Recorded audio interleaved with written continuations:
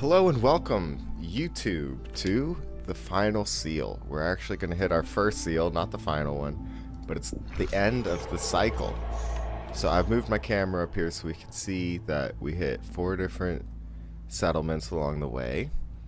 And so up here, we hit Italia, and then 3 different YouTubers that I like that make content in the space.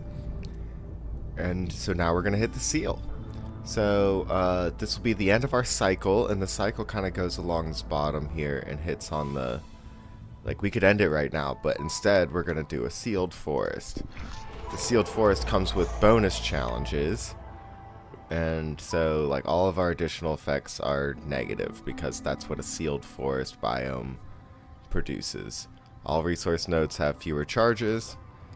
Glades have a lower chance of having fertile soil, so no less farming.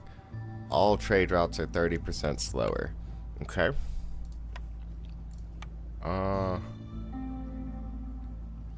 And every time we do a seal, that cycle will get 10% bonus Citadel resources. So we'll see how many that is. We've got 4 food. That's our main thing that we need. We're pretty sure we got everything we need on the other ones. So plus the 91, we'll be at 95 if we win this. And then I'll move my camera back over in the corner. So we'll be at 95 after this, so we'll get to see what the cycle has at the end. So we might just want to start with humans so that we can find a fertile soil, and then we can reliably bring a farm over here.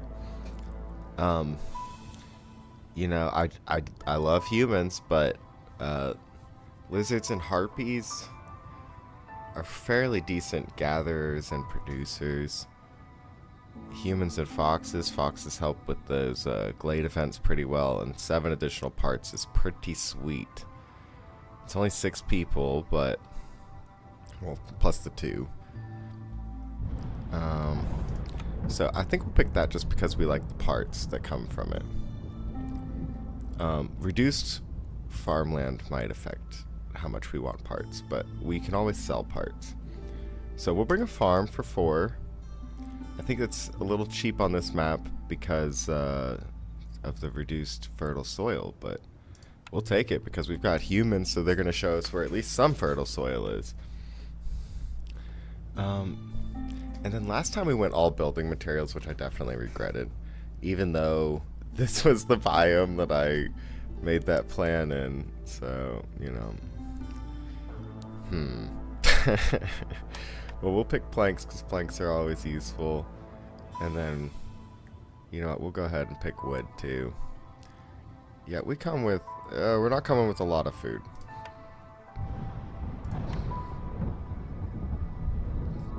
But we'll still pick wood. We're going on Prestige 2. This seal only required Settler difficulty, which is the lowest. But you get more rewards when you go on Prestige.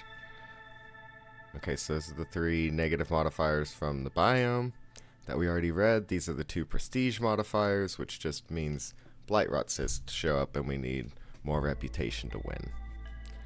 After each storm, caravans find countless goods scattered along their routes. Every trade route you complete during drizzle season will give you 5 random packs of goods. That's pretty cool. Encourages you to do trade routes and time them out, and especially during the storm, because that's where, you know, those trade routes are most likely to end during the drizzle if they start during the storm. Muddy ground, villagers' speed off-road is decreased by 30%, not a huge deal. The dark skies above the settlement awaken a primal fear in all the villagers during the storm. All species resolve drops 100% faster. People are going to be leaving real quick unless we can keep their resolve high. Oh, I'm so glad we got beavers. We can see that over here on the left. So that's the aura of fear, rotting wood. The rain is causing the trees to rot and fall apart. Woodcutters fell trees 50% faster, but have a 100% chance of destroying their yield. So if you need to like cut through to something, this is a good time to chop, but you're not going to get any of it. Like, you're not going to get anything. It's only a mobility thing. Those lured by the lights may not come back. It's better to keep people focused and occupied. Villagers with this effect have a plus 5% chance of perishing every 5 seconds. So they need 2 services if we're at 7 hostility. Hostility 6 and below isn't going to be that huge of a deal. We just need to basically pull off our woodcutters during the storm. No problem. And then make sure our people are happy enough to not leave us. So as usual, we'll start with paths, and then we'll kind of like take in the surrounding area. So I'm building roads that surround our grid here. So we've only got a 2 wide grid in the middle. I've never actually seen this pattern. So that'd be good for, like, you know, very small things, maybe just houses, but this will be our warehouse district, and then we'll put homes kind of over in this corner. So we do have some a geyser here and fertile soil over here in a dangerous glade. So we might head straight for the dangerous glade, since I don't really care about the geyser right now. Oh. Most of the glades look dangerous to me, and then we've got a forbidden one over here to our right if we want. We'll have one right next to our fertile soil if we need. And it doesn't look like there's a lot of trees to cut. But let's get in here to this fertile soil. So in order to get through the trees, we need to create a woodcutter's camp. So we'll get our woodcutter's camp set up over here. And we'll just build 2 of them. And, you know, I feel like we just need to cut straight over. So as they cut these trees down, we'll kind of move these along. We have a total of 10 villagers. So if I put 6 on woodcutting, that's most of our production. We'll get these guys started. Let me prioritize the woodcutter's camp so that people get started building that. We've got a fox in here, which reduces hostility from opening glades. That's fine and dandy. We're going to throw a human in, though, to keep the queen from getting impatient with us. Eventually, we'll build our herbalist camp, and... oh, it's both an herbalist camp. Okay. Well, we'll get started on that immediately, because we want all this stuff to be gathered up, because that's vital building space. We've also got some reeds up here, which we could build a harvester's camp for.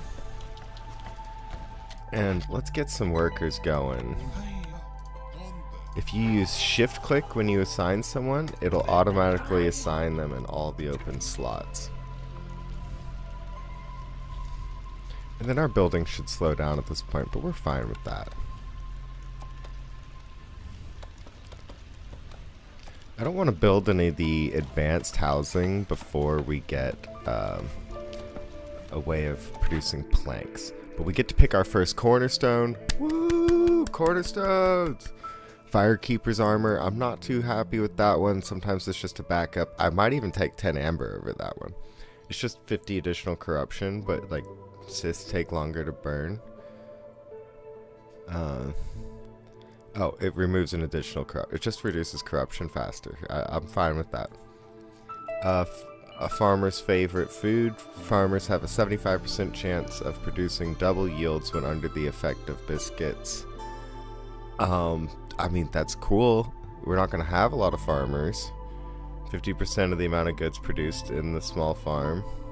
I mean, we are going to have a small farm going, though.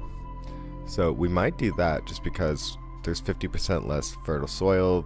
This doesn't make up the whole gap, but it makes up part of it. A more compact version of the famous Blight Fighter flamethrower. Blight Fighters move 30% faster. Yeah, we're going to go for our farm is going to be 50% more effective at collecting things. 50% increased production. Oh, and farms don't use parts. I forgot about them. So we'll get 2 people in the herbalist camp. They'll collect mushrooms and berries. Clearing all this up. And And then we can put 2 people in the harvester's camp, give them something to do. And we've got orders, and this allows us to pick a direction. So if we build 2 geyser pumps, then we'll get pipes, people, and clay. That's the beginner engineer, and then farm life will give us a reward for building a farm and delivering some vegetables and grain. More grain production, more mushrooms. We're definitely picking that. We need to double and triple down, because if we don't find any more fertile soil, at least this one farm will produce sufficient food. Deliver 5 packs of building material. I didn't think I was going to go farm build when there's 50% reduced fertile soil. Building materials packed for delivery. I think going human allowed it to happen though. Building materials, we can deliver 5 packs of building materials and get bonus plank production and some building materials back. If we get a trading post and 10 amber, we'll get some biscuits, parts, and tools. Encampment level 1 in 2 minutes and 30 seconds. And we'll get another hearth and stuff.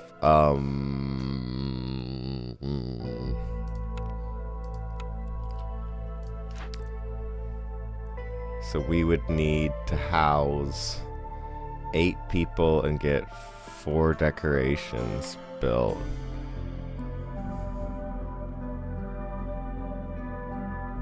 So 3 houses and 4 decorations. I think we can do it. 1, 2, 3. And then we'll do 4 decorations, which can always be moved. So just put them in the center of town. And then I want to unassign everyone to get them to build this stuff. Actually, I probably still need wood gathering to complete these things, but we are definitely going to pick that timed order. I've never seen that one before. It's so short. But also one of the like achievements or deeds or whatever is completing a certain number of timed orders. Oh, normally when I get a timed order, I try not to. Ooh, complete a dangerous glade. Are we actually going to double down on timed orders right now? We'll get an apothecary parts. I haven't even looked at these other ones. I'll just like, my eyes go straight here. I mean, we're cutting right into one, so we're going to be doing that anyway. 10.5 minutes, which is probably slightly less than the Forbidden Glades timer itself. Build 3 houses appreciating 2 of our types of villagers. And we'll get more flower production. That sounds pretty good. It's only like a 20% increase on flower production at +2, but it's still good. Packs of crops to give us more pack of crops production, and plantings 25% faster. I don't think we're going to need faster planting. Packs of crops can be good for trading, but we're going to go for this timed order. We'll get a building, and even if we don't use this building, it's one less building that it'll offer us, so we'll get more options. Or yeah, the pool of buildings it can show us will get smaller, so we're more likely to find buildings that we want, even if this isn't one of them. But it probably is, because it's got 2-star biscuits, 2-star tea, 2-star incense. The tea is useful with the foxes, but it's really hard to make. Yeah, we'll go ahead and pick that. So we've got 2 timed orders going right now. No problems, right? Let's move this up and move this up. I'll trim these trees along so we can cut through faster. So they need to build these houses. Our timed orders are counting down. We'll speed up time when our timed orders are done, or when we're set up for them as best we can. So we can pick buildings. I think we'll wait until we cut into that thing, but it's nice to kind of see what's available. Packs of crops, pickled goods, fabric. We could do the upgraded workshop just for a 2-star recipe of everything, but oh boy. I hate it when they're all in the same building. Tools, training gear, pack of building materials. I mean, we might do that. These weren't the buildings I wanted to see, but I'm actually not even sure what I wanted to see, so.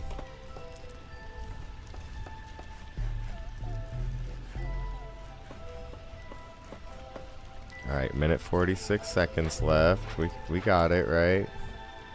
2 wood, 2 wood, 2 wood. Yeah, we'll have it. Let's put another woodcutter back in because we need them cutting a little faster. It's too bad we only have 2 beavers.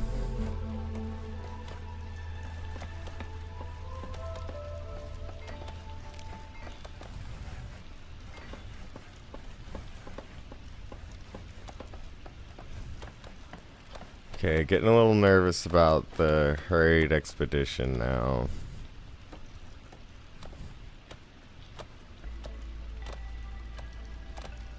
Why are they cutting those trees? Only marked trees. Only marked trees.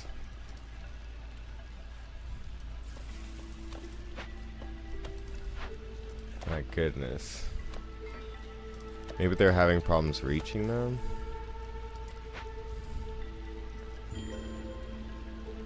Timed order, ready to turn in. Alright, sweet. We can put these people back to work.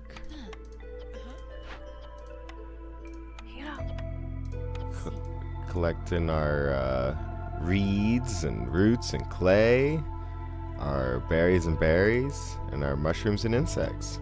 It's just some common food for people to eat while we search for more stuff.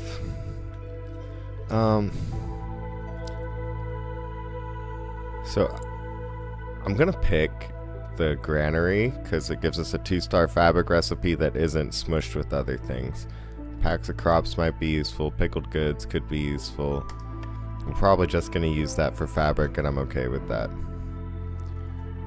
Oh, I've got a stink bug on my microphone. He followed me in yesterday. I should definitely take care of him. Okay, so we don't need the 3-star fabric recipe. That's fine. Place where villagers can fulfill their need for treatment and brawling. Okay, so I've never seen this. Oh, I have seen this, but it's one of the newer buildings. A rich diet is beneficial for your villagers' health. Gain +1 global result for every 200 units of complex food consumed. This is added retroactively. Okay, so this is a good building to pick maybe later in the game if you've been really on that food diet. I think we're probably going to pick one of these camps, but let's get through this glade first. And I'm actually going to pause here and take care of this stink bug. You know, I can't just let him survive in here. He's going to die, so I gotta take him outside. I think he's asking me for help. He probably came in with me.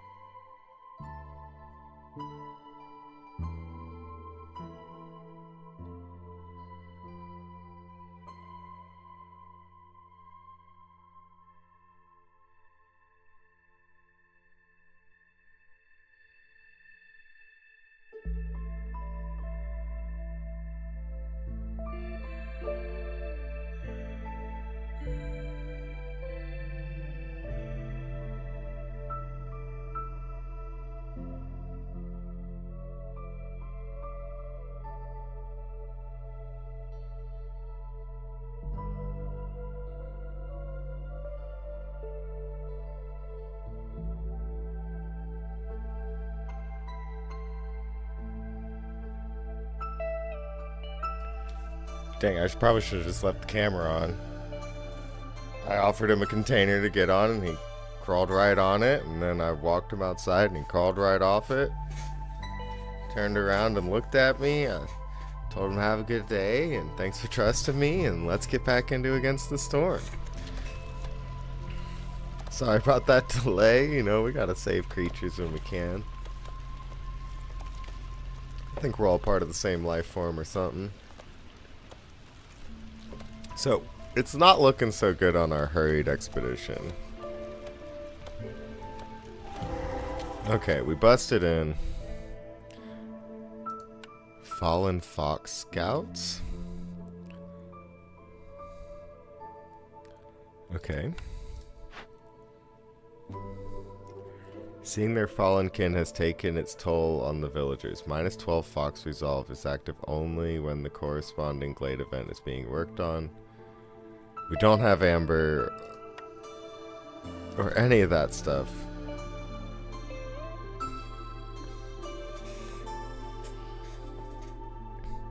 And it'll spawn 2 blood flowers. But our woodcutters will produce faster. Yeah, we're gonna do that. Minus 12 is gonna be bad, but we can favor them to kind of help deal with that. So let's get our foxes out of woodcutting, and we will put them in the Fallen Fox Scouts. You know, their own kind can handle it. And then let's pre-favor them and investigate. So this should take 3 minutes and 32 seconds. Our Dangerous Glade event will be completed, and that'll be 2 timed orders out of our first 3, and we picked them up at the same time. I love it.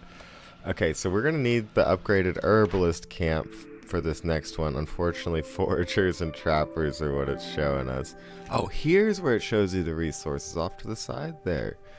So anytime you need to compare like what you see down on your buildings and what's on your map, you can mouse over this little resource icon over here next to the guy, and it'll tell you.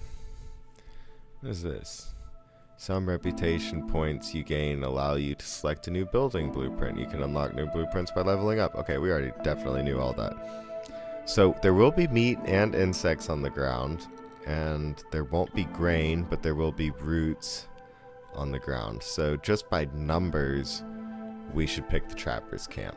That's unfortunately that building is favored by lizards that we don't have. Foragers camp I think is humans, but you know, we don't have roots. Plus we could always re-roll. But we finally have our farmland. So we are gonna just start converting that. We need to cut into, I think, this corner. And then we'll probably build a storage over here. We've also got clay deposit. We can gather with the stonecutters camp. Dewberry bush. Alright, yeah. Okay, I'm happy with this. We'll turn the priority up on that so we can finish our road. Oh, that's super nice. Okay. So yeah, let's just pick the Trappers camp. YOLO. I do not want to pick the ranch, even though it sounds like fun. Pottery, flour, copper bars. It would give us a way to get flour. Skewers, biscuits, and pigment could be good, but we already have at least a minimum requirement for biscuits, which is the big one there. Yeah, we'll pick flour, and then this will give us a way to make some copper bars ineffectively, but we can make them. Ooh, a forester's hut's kind of cool. Resin and crystallized dew. Crystallized dew is pretty useful for foxes. That's how you make their tea and their houses and stuff. Ale. There's a 3-star pickled goods packs of crops. I don't think we need that.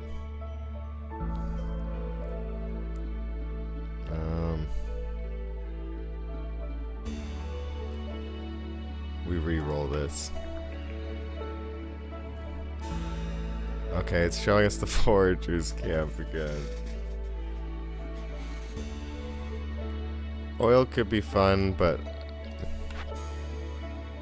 I don't think we're gonna be maxing out on that stuff. Wine porridge barrels. Normally I do that with farms, but we need kind of hostility reduction modifiers to go searching for farms at 50% reduced. Wine porridge barrels. I mean, the distillery might be the pick here. So we got Trapper's Camp upgrade. I think the one that we need to build, besides the crude workstation, is the one for the fabric. Probably need a trading post as well. We can build that out here.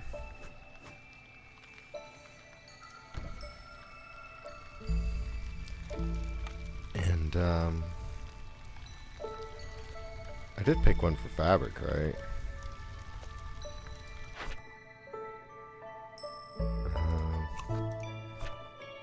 Recipes. Fabric, yep, the granary. That's a food building, so I didn't see it.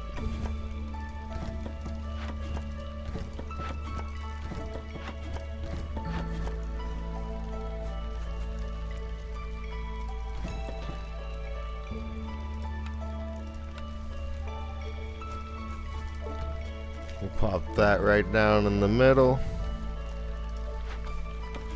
Yeah, we're fine with this one going in the middle too.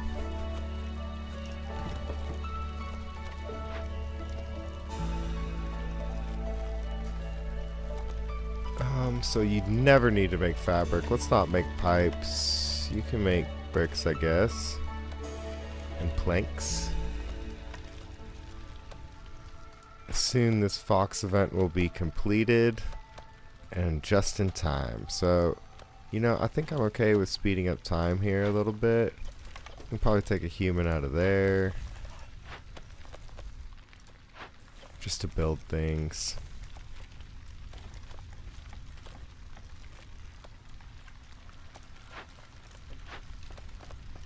Not that we need it like right now, but we are going to need another house.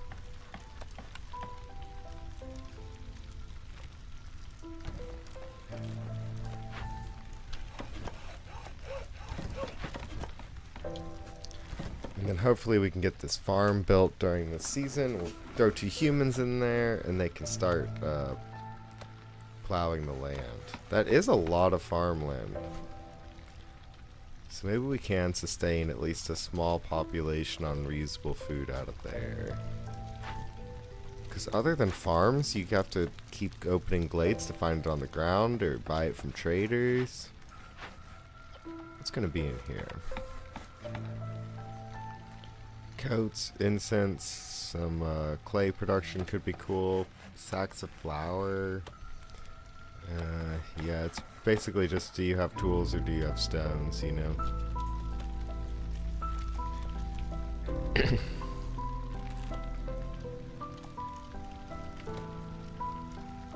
Wow, that was a really easy event for us to handle. You know, we just got some basic materials, and woodcutters being 15% quicker for the rest of the game is gonna be sick. Storm's coming up soon.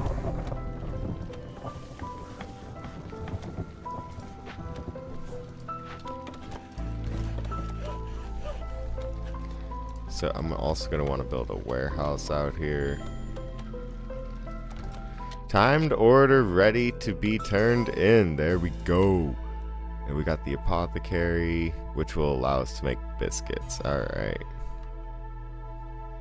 But we're going to need the stamping mill for flour. I wonder if we can make berry biscuits. planks, tools, and luxury goods. We could go with that. And we are. Planks and tools will be really useful. Plus beavers like working there.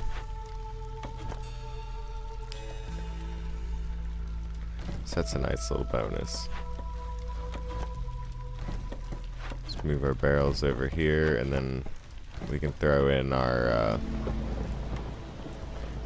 carpenter over here.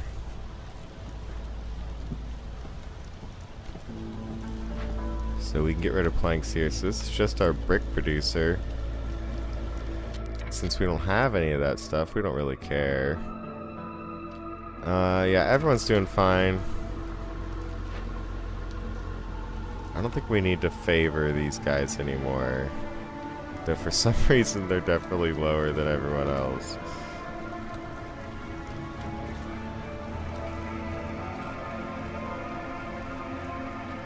Everyone's happiness is fluctuating a lot.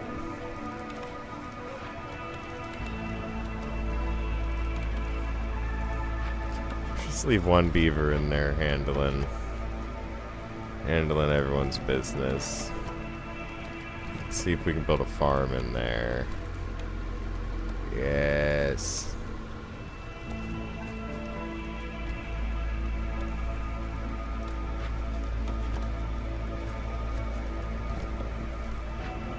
There we go.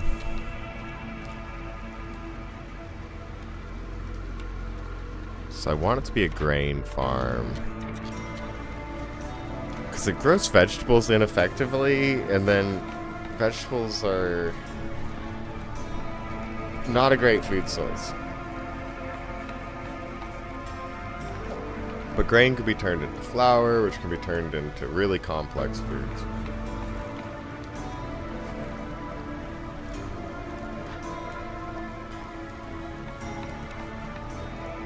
I mean, vegetables could be cool for pickled goods, but we don't have a way of making pickled goods yet either.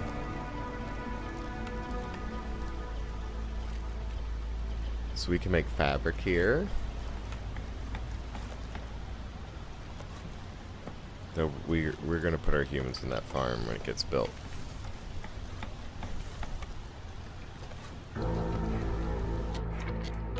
New people. We want as many beavers as possible.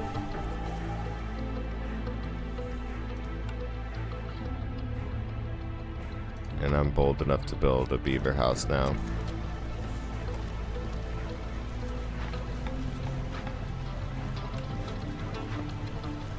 Let's turn up the priority on those and the small farm. And then the warehouse. We need our people to stay happy. Storm's halfway done. We can speed up time. So we're not going to get to fertilize, but we will get our first crop this year.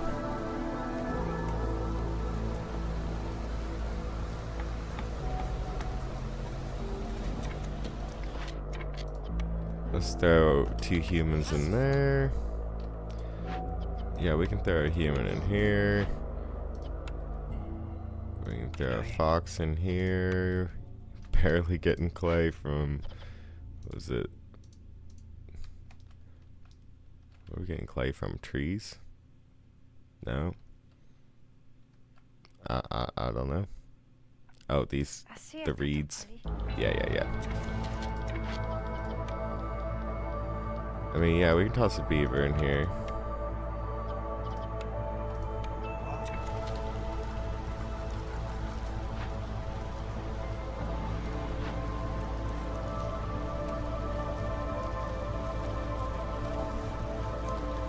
This is like all of our food right now. We're definitely gonna have to plan out another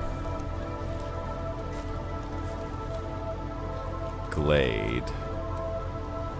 The geyser could be useful, but that's a rather small glade.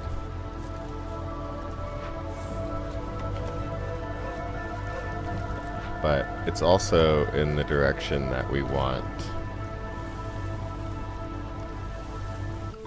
our civilization to grow.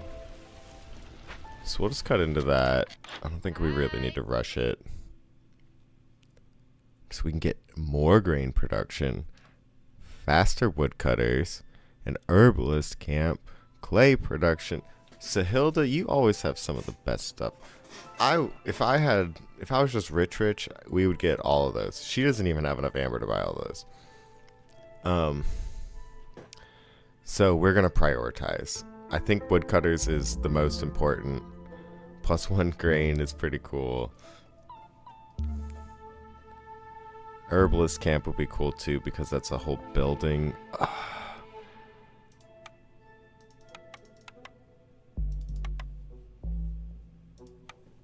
27.5 worth of stuff.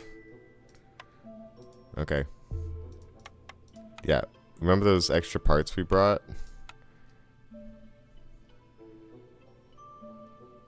Me too. This is why. 28.68. Okay, so we need... What do we need? I bet we could use planks.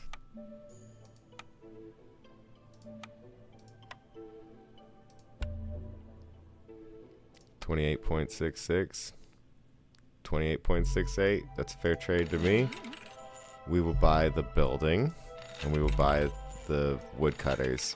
Too bad we couldn't get the +1 to production, guys, but 20% faster walking woodcutters is great. They do so much walking. Oh, and we've got a beaver in here. I'd rather have him on the trees. We can put a fox in there. 2 foxes in there.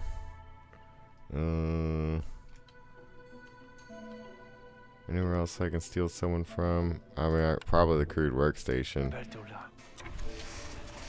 They don't got a lot of bricks to make. So is this just gonna be a small one? Maybe we should also dive into this one. Or we could be setting up for a Forbidden Glade. I just don't know what it's going to require. I'm a little nervous about it. But cornerstone number 2, let's go. Back to nature. An old forbidden ritual increases the yield by 100% in all buildings with fertile soil, but you will lose all stored food. I don't think we can afford to do that.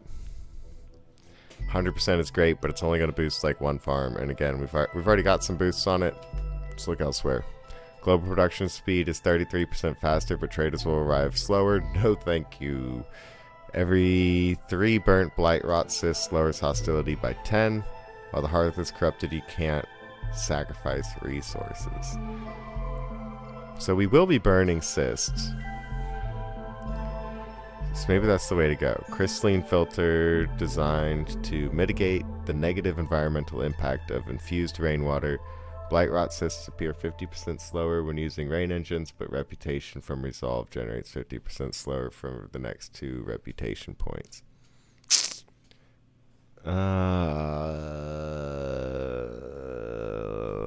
Baptism by fire. That'll be one of our hostility reduction perks. We got to start somewhere, right? So if I get a brewery and deliver 35 ale, we'll get a tavern. But the tavern's one of the places that we could deliver ale at, so thanks for that. Deliver 15 packs of trade goods and 15 packs of crops. We'll get pack production, speed, and bricks. I mean, do we even have the brewery?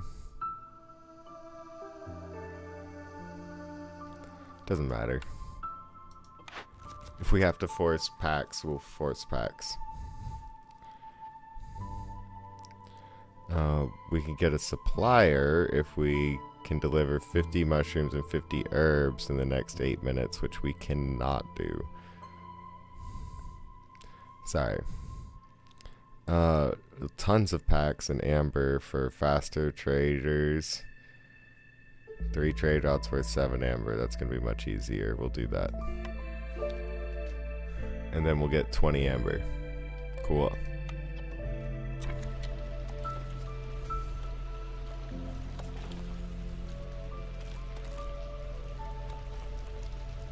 Alright. So this biome's kind of cool. I do like that we get sea marrow off of the trees. Just another fuel to burn, you know. Less dependent on wood. Oh, we've got enough people living here now that we could upgrade our village again, which would give us global production speed. I'm sure that's worth it. 1, 2, 3. Oh, it's trying to click on that hammer and let me know what it means, but I'm trying to click behind the hammer. I guess I could have just moved my camera. Alright, golden plant leaf. 1, 2, 3, 4. I'm cool with that.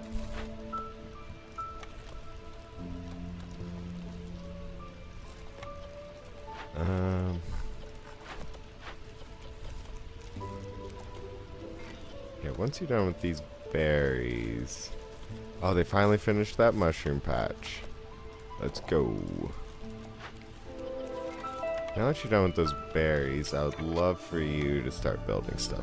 Okay, so we're just gonna have more mushrooms, more insects, which come with more insects. We do have that upgraded trapper's camp. These are just small nodes, but we'll have clearance water now, and that's a place that foxes like to work. So if they're like having a hard storm, we can put them in there and they'll get happy.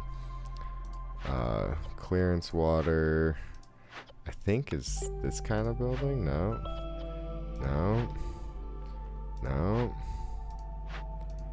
Huh. Well, we don't need clearance water, so not yet anyway. That's fine. We'll go ahead and just clear out all this area around our hearth, because that's what we were doing by cutting into this glade, was just freeing up space for our home village to expand into. I can go ahead and mark all those trees.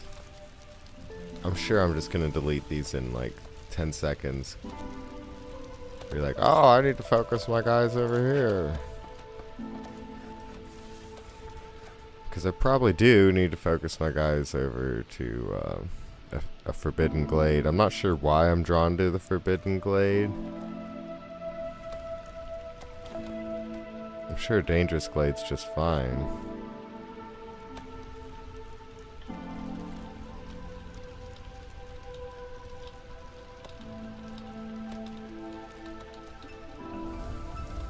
I don't know why I'm on slow speed right now.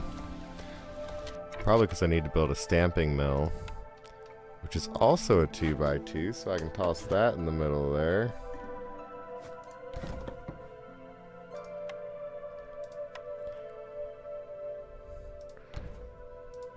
This will let us get our flour production going, with all that grain we'll be bringing in. And then we do have a biscuit recipe in the field kitchen. Is that the best spot for biscuits? Nope, we got the apothecary, which I don't think we've built any of yet. Built 0, alright. Proof's in the pudding.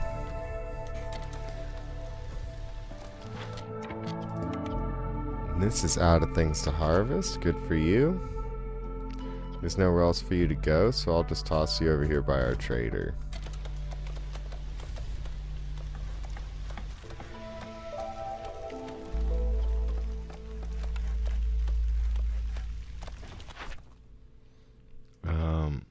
We should probably be looking at trade routes, but I don't have any packs of provisions yet. So it doesn't really matter, does it?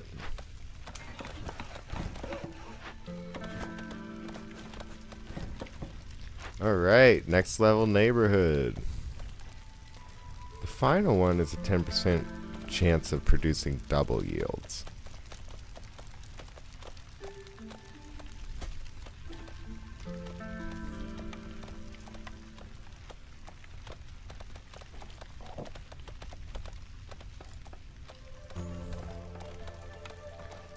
And this road needs to go out this way. We can rotate this guy around here.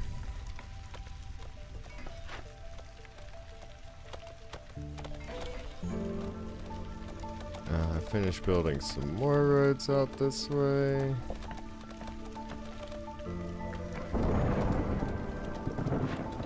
They're almost gathering all that grain.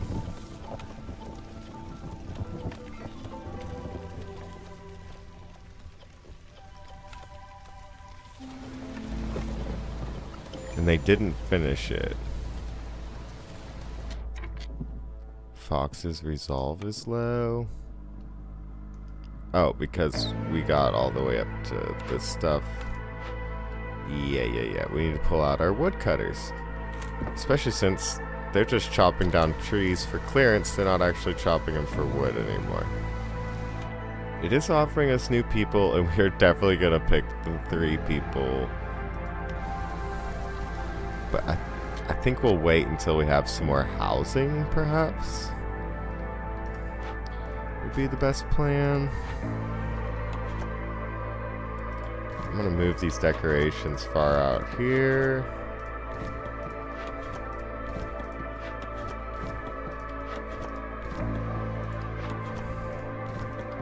Just because. Then we can start filling in houses over here. We are probably not going to be building fox houses anytime soon, but we could build a human house right here. Get another path going up. We could build a road this way, but I don't think we're going to do it this way.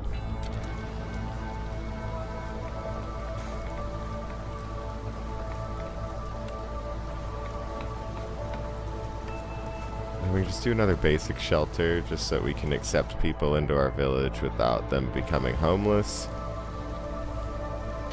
And then perhaps I should be putting them to work, huh? Does it say that beavers like the stamping mill? I didn't know that. Put another human in the harvester's camp. I know we can put beavers in here. The apothecary, our foxes would like working there. And this, I don't want them gathering all that stuff. We can make berry biscuits. So they're not going to have anything to do for a while because, you know, we got to produce that flour, but...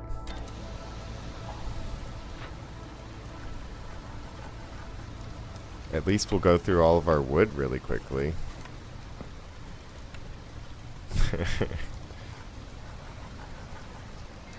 Okay, yeah, that's an absurd amount of beavers.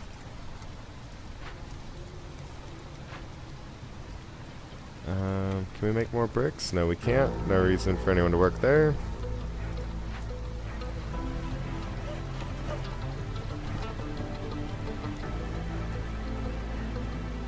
So we've done a pretty good job of clearing out our first hearths area.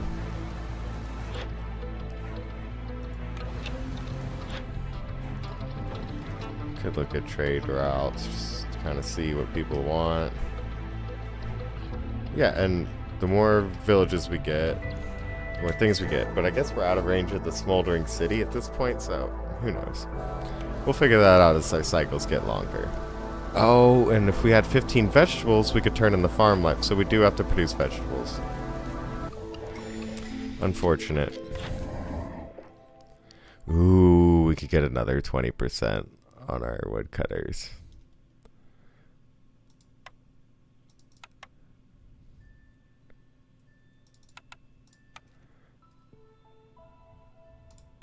Is that something we want to do?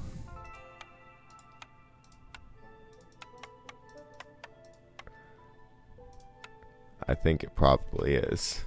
1+1 resolve when under the effect of leisure. I think we're good. +1 coal production. We haven't even seen any of that. +1 copper production. You know, it could be fine. I think we just want our. I think that's all we want. Is the woodcutters. We could buy some flour. That's pretty cheap.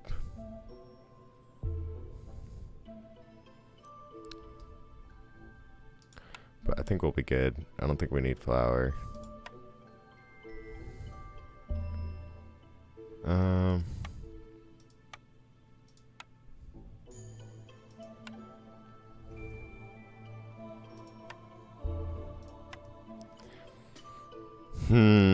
Is there anything else we can add in? Only 20, so something that'd be like 14, I think, is the lowest price. Put in like 1 flower. No, 1 flower is 25. We can do 1 pigment. There we go. I'll take your 1 pigment. This also my woodcutters can move faster.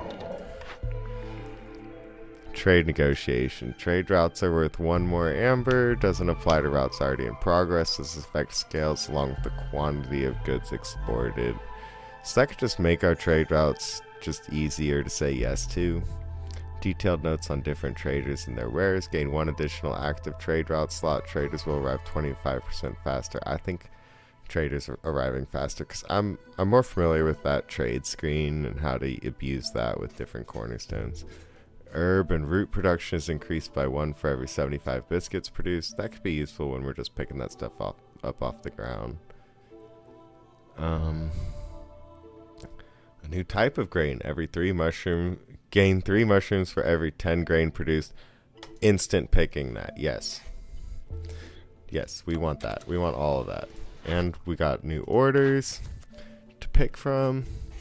Since when do you get to pick orders, right? I mean, this whole game, but, you know. Real life. Complete 10 trade routes. Okay, that's a lot of trade routes, but we would get more pack production. People and parts. We like people and parts. Pack production's kind of meh.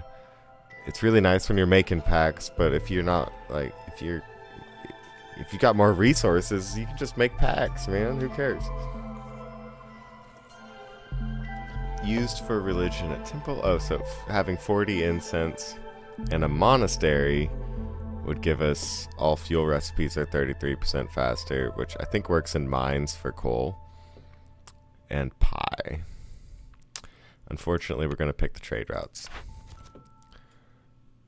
Sell goods at least 45 amber to a trader. Trade routes, we can definitely do that. Trade routes.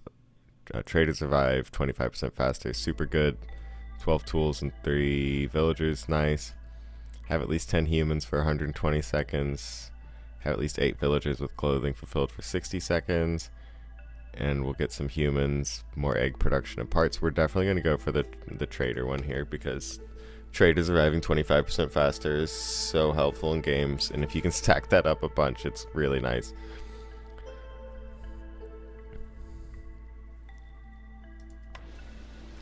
I think I misspoke on the math on some of the trader stuff in previous videos.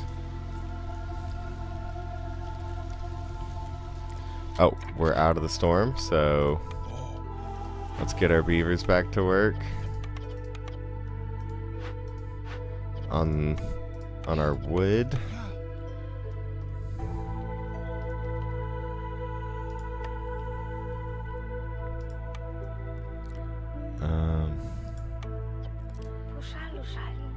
Put a fox in the stamping mill.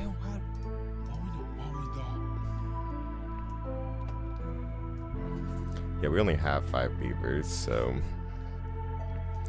that's as good as it's gonna get on that. We do have another human.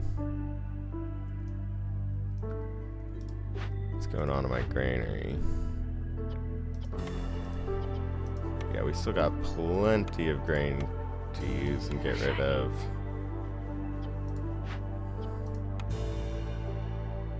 I guess we can put someone here. Oh, okay, so this would be used clearance water. My apothecary. So maybe we should do that. We're also going to need to build a blight rot post soon. Oh, the stamping mill would use it as well. So yeah, it's probably worth building that thing now. And again, it gives us the geyser pump. And again, it gives us a place where the foxes would be happy to work. So we can put them in the apothecary, we can put them in the geyser, and that's potentially going to be enough to save them through a bad period of resolve in their life.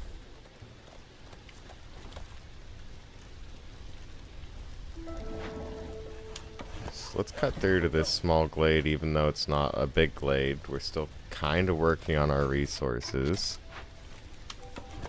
so I'm not too worried about it. We could be making packs of provisions, which I'm a little worried about. The fact that we're not already working on those, because then we could be doing our trade route quests.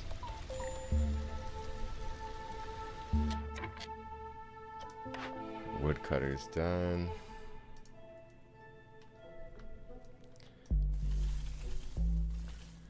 So we are going to, with this woodcutter,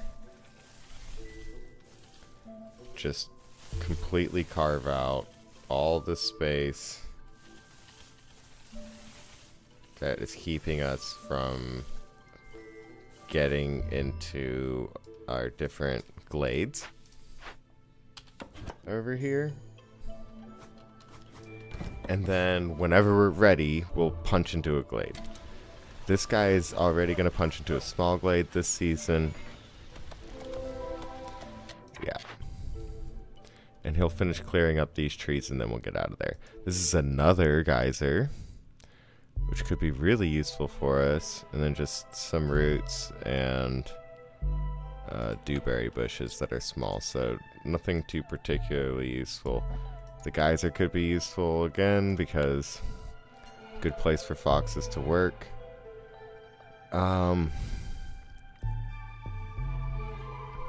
We can't afford to hook that up because I want to hook these two buildings up. And so if we get more copper, maybe through a trader or something, then we can do something about that.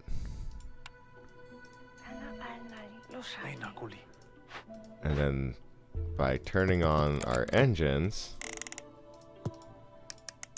this is just the resolve, right? Yeah. I mean, resolve is nice. Don't get me wrong about resolve. But we'll go with the bonus production and speed at this point.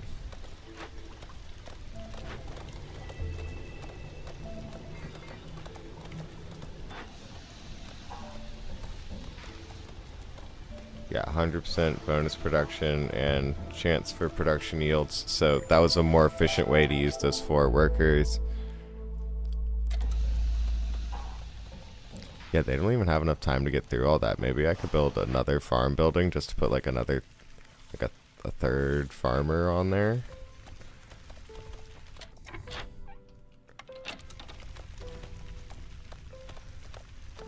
Okay, he's doing a pretty good job of clearing all this stuff up, you know? Gotta give him credit.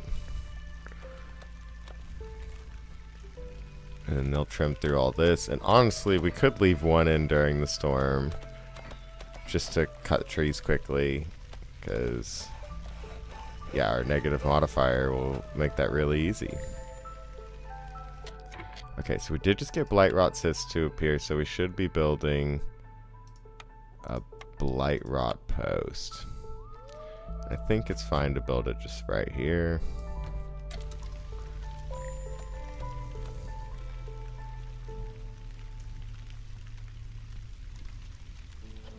Woodcutter's camp's out. Let's move it back down here.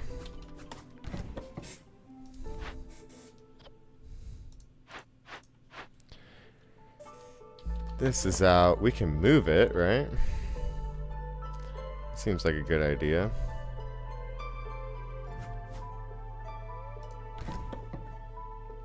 80% chance of producing berries, so that's pretty nice. Mushrooms have a chance on insects, but yeah, we'll do 80%, and we'll just put 1 human in there, because I feel like we need more population in builders' working places.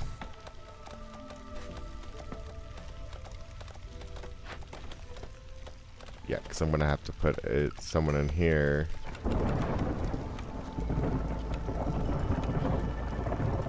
Ooh, humans. I like it. Or people. Humanoids. Let's go for the herbs and the more people. This is great because this is going to give us an opportunity to put people in here and here. And that'll give us way more production. I can swap out this fox for a beaver. And then I think we actually probably need to staff up this blight rot post pretty well. And then I've got 1 worker working. I'm glad we got all that stuff. Oh, we gotta build a house. We gotta build a house.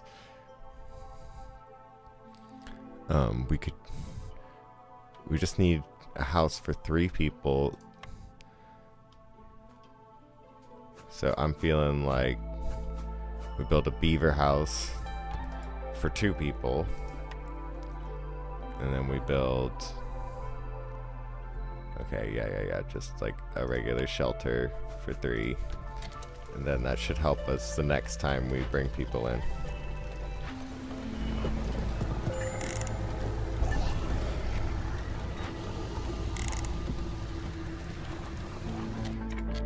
Okay. And then we got to cancel out all of our dudes. That'll help with our resolve, even though we're still barely into 2. But as we burn these cysts away, we'll get reduced hostility because of that modifier we picked early. Baptism by fire. Excellent. And then I turned on the resolve engines because our thing is no problem keeping up with 2 buildings at full production.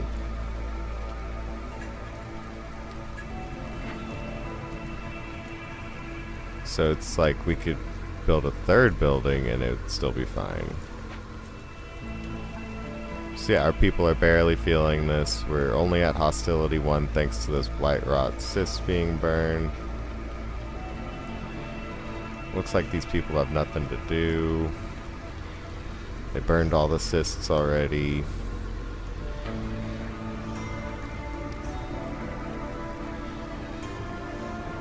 Yeah. Cool. New cornerstone. Let's go. Year number 3, I believe. Hostility is reduced by 40 for every hearth upgraded to neighborhood level 2. Okay, so, you know, that's a way to lower hostility. We did sell some of our hearth fire essence.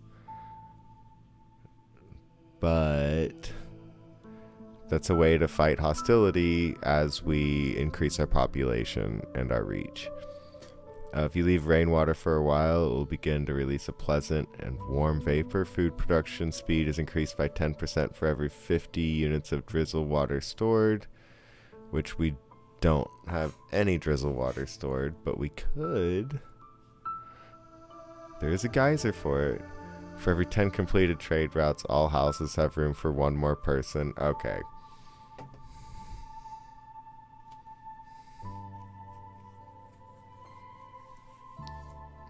If we were even close to fulfilling education, I would pick the Work Safety Guide. A standardized set of rules every 5 villagers with the need for education fulfilled will increase global production speed by 25%, which it gets insane.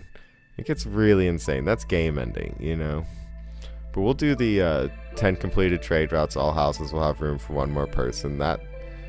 The first person you get from that is insane because it turns a 2-person house into a 3-person house, which is a 50% increase. You know, the second person you add is really good, and then after that, it's kind of has diminishing returns.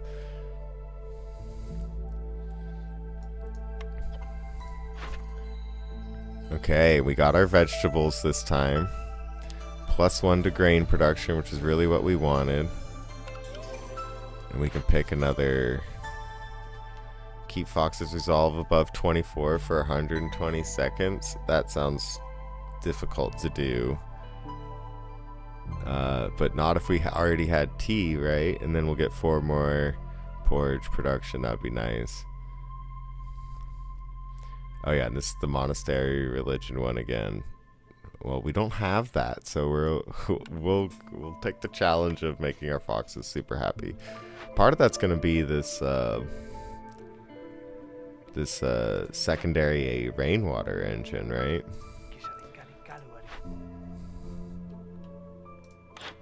And then we've got our trader. Oh, we could do woodcutters move 60% faster. Oh man, I just keep trading my life away for that. Farmers being able to carry more items would be really useful because our farmers are having issues finishing their task, which means that like all the time they're carrying items, they could be carrying more. Biscuits and pie.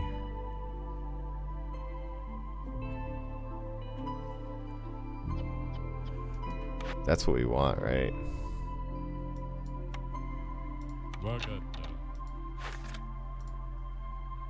Let's look at our food. Well, we do have 2-star biscuits at that one building that we really like. This would use a different kind of water and has a specialization for the lizards, which is not someone that we have. So, but we could use this one for pie and the other one for biscuits. And we could definitely, I mean, we could use them both for both, you know?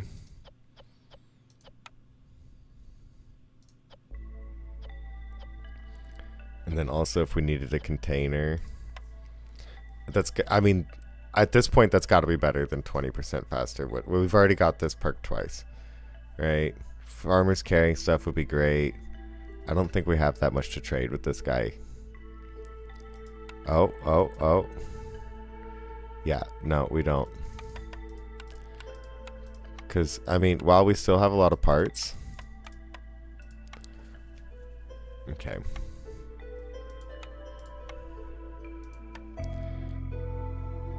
Yeah, so 15.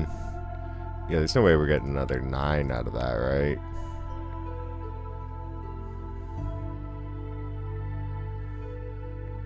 Oh, okay.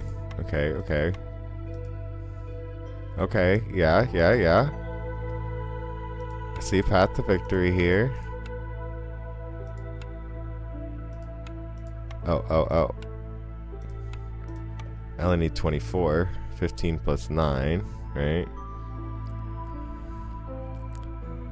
And then... Yeah, I don't think we need to take back the cloth. Perfect. 0.02 difference in value. I'll take it. Now our farmers can carry a bunch. I should have done one more and done the woodcutters, but... Okay, what does that look like? What does that look like? If we just did 10... How much flour...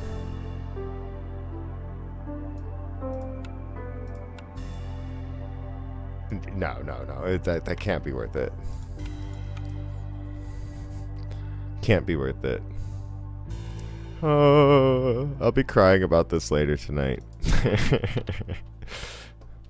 I'm just kidding. Okay, so...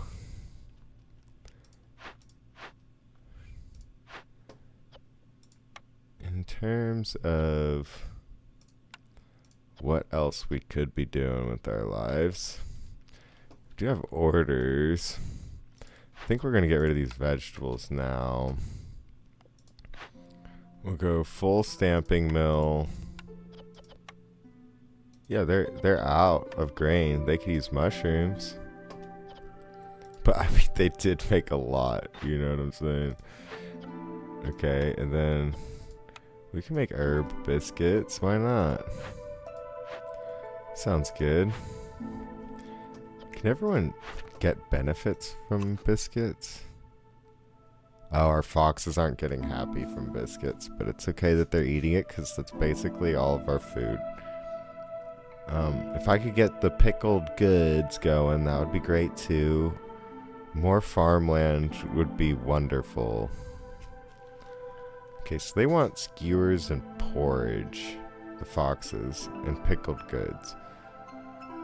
So if we just avoid skewers and we go for porridge and pickled goods, that'll be things that double up with our other races.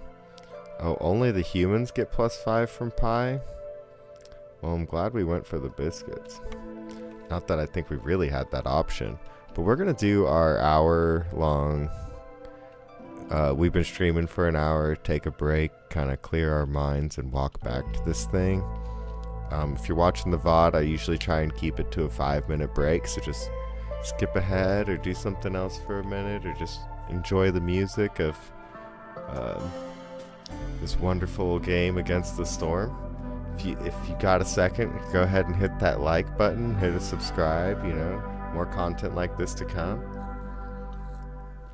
Also, I have other games that I play. I've been playing Baldur's Gate 3, and I've been playing that on stream and off. I've got a playthrough that I'm doing completely on stream. I've got a playthrough I'm doing with my buddy, and then I just started one again last night, because I've really been enjoying the fighter on my own time, where you just get to throw things around. It's a great game. And then I'm trying to get a Minecraft series going with some friends. And then I have a hardcore Minecraft series going that I haven't touched in probably a week or two. And I'll be going back to that, trying to build some villager farms and stuff. But yeah, we're going to take a quick 5-minute break, and I will see you all in just a few minutes. Thanks for sticking around and watching. Appreciate you.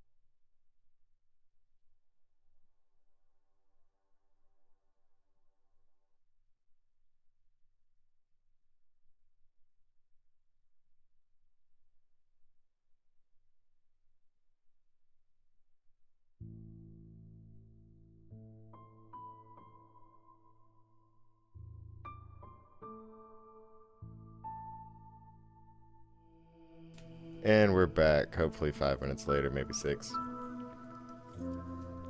Sorry about that. Value of goods sold, 30 out of 45. We still don't have trade routes or packs of provisions. I should just...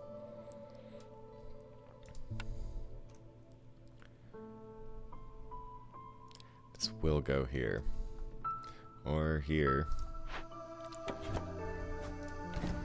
Then I need my packs of provisions from the makeshift post.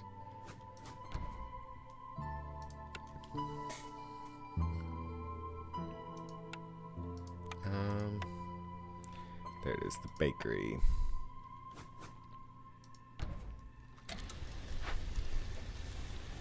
Now the bakery's gonna use drizzle water. We're in the drizzle again, actually. That's why the trader's there.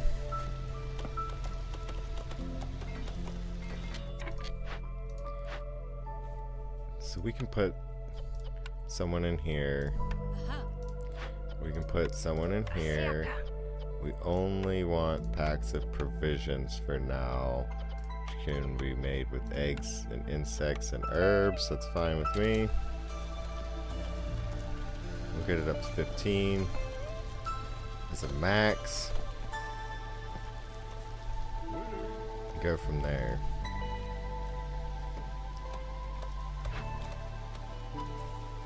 Where are you coming from?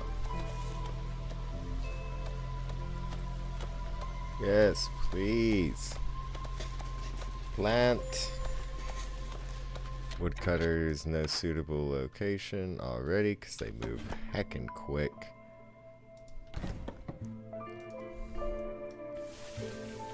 It's fine with me over here.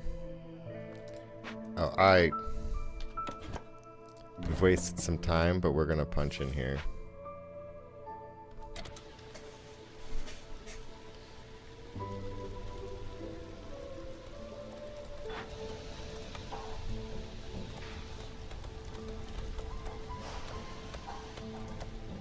They're out of grain, but they'll have grain in 50 seconds. Oh! A blight rot cauldron. More drizzle water geyser. We got these large things of clay, which have a lot of copper in them. Roots and herbs would be great. Meat and leather. Insects and insects. Okay, yeah, those are all things that are nice to gather. So we can do 6 purging fire and... well, we don't have the other stuff for Queen's Reputation. Or we can go +2 mushroom production, which I like. I don't think that counts for the grain, or for the mushrooms we get from grain, but maybe it does. Pretty sure it doesn't. Some free pipes would be great, and parts. The blight rod inside the rainpunk cauldron feeds on everything it encounters. For every 20 food produced, 2 blight rot cysts are spawned in your settlement. Oh, that is wonderful. We want it to produce. We want it to produce blight rot cysts in our settlement.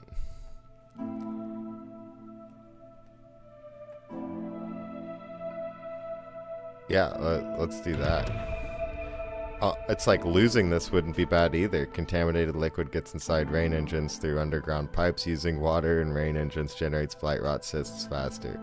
Which just means that we burn them faster, which means we get reduced hostility faster.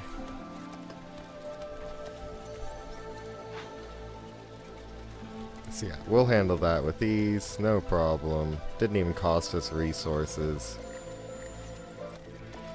We got high levels of corruption. That's fine with me. Let's increase our purging fires. We'll put some people in there.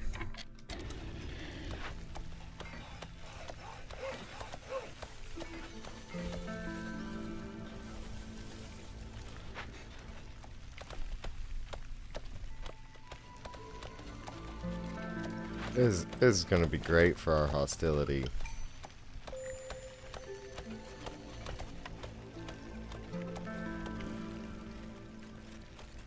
Because we get -10 for every 3 burned.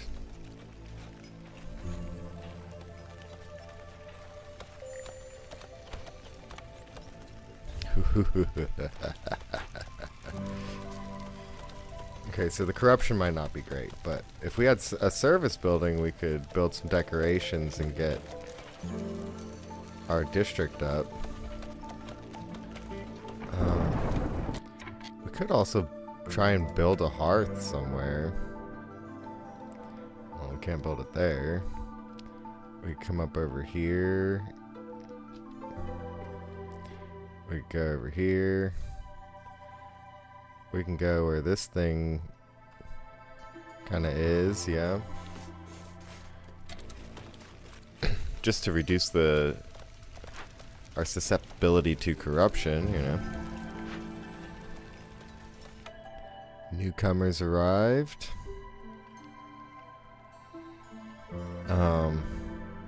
We'll pick the bricks, because I think we need bricks. It's less people, so they'll be easier to house. Yeah, we just have to build one little shelter for them. And we can go ahead and build that where our other shelter is. Let's just go ahead and get ahead of the curve. Put 3 down for the next group of people that show up. And we need to get rid of all of our woodcutters. We're down to level 3 hostility, which still means we get most of our storm things, but we just finished off that. We've got people burning blight rot cysts. Let's go.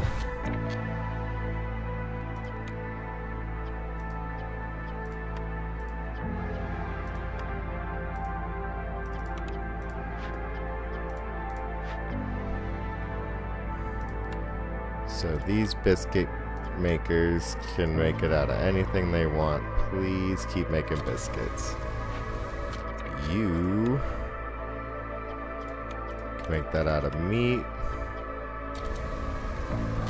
And then we should look at our trade routes. 'Cause we've got 15 packs of provisions, yeah.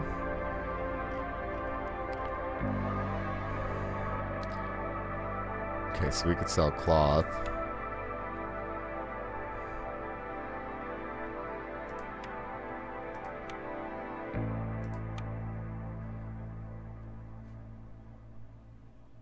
$9 amber plus 250 for 15. Yeah, I'm cool with that. In 9 minutes. That would finish during the drizzle, I believe. And then not sure what increasing the standing does, but go ahead and sell to them. We can sell them some tools too.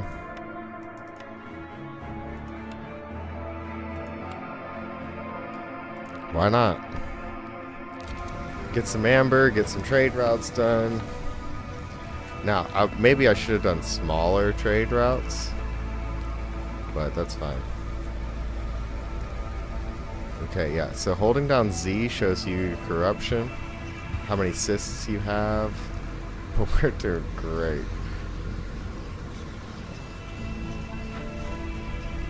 They're burning it all away. Yeah, 53% max, we're doing fine. That's reducing our hostility as we go. Let's see if I can find that number.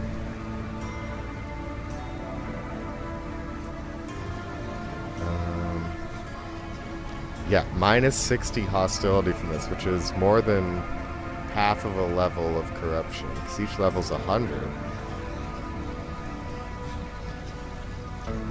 More to come, you know. Oh, we're at 70 now.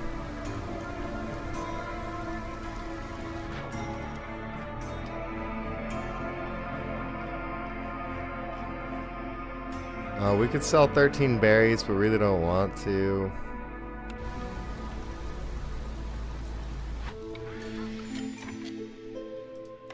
New cornerstone, year number 4, I believe. Tightened belts. Travel cost on trade routes is reduced by 1. Doesn't apply to routes already in progress. This effect scales along with the quantity of goods exported. Okay. Not really sure what -1 means. Like, -1 what? Ancient mushroom farming techniques are described within. Mushroom production is increased by 1 for every 25 times it's produced. Again, I'm not sure if that counts towards the mushrooms from wheat. A mysterious ingredient discovered by the famous chef, businessman Zorg. Gain 10 skewers for every 10 pickled goods produced. If we were making pickled goods, we would hop all over that. Blightrot Cyst, remove an additional 50 corruption. No, thank you. We can always re-roll. I'm curious about the fungal guide, though. You think they all stay purple if we re-roll? Yes, they do. Okay, moldy grain seeds, 3 more mushrooms for every 10 grain produced. We could definitely do that. An artifact infused with the Holy Flame, hostility from woodcutters is decreased by 12. But we don't need to cut during the storm. Royal Stormwalkers secured the trail to your settlement. Newcomers will arrive 25% faster. That could be cool. But then that adds to our hostility. The Royal Academy wants a detailed map of the region. We'll supply anyone willing to help 20 reeds and 20 clay for each discovered glade. No, we're doing mushrooms for the wheat. I would have picked it faster if we didn't already have it, but it's worth reading the rest. Complete 2 glade events and cut through to 3 more dangerous or forbidden glades will give us copper production, copper newcomers, or we could have at least 20 humans for 30 seconds, which we're at 9. So yeah, well, I guess we're doing the glades. So now we're just down to like trade routes, packs, trading things, Fox Resolve, and tea. So 3 trade routes worth at least 7 amber. I think we've got at least 2 of those in progress right now. We've got a new trader with Jean D. Stormfeather. Herb Garden could be useful. +3 to fabric production could be really useful. Porridge production could be nice. I mean, we're not making porridge, but we've got the drizzle water, and I know that's a big ingredient for it. We've got 100 mushrooms. I think we can make flour out of mushrooms, too. Too bad we can't make mushroom biscuits.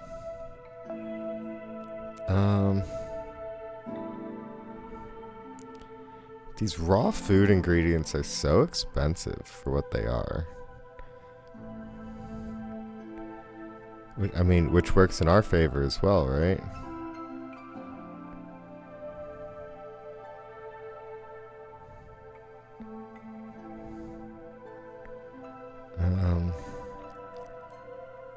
So if I want more fabric production, it means that I want 15 amber. And if I want 15 amber, I can sell some fabric. I can sell a lot of mushrooms.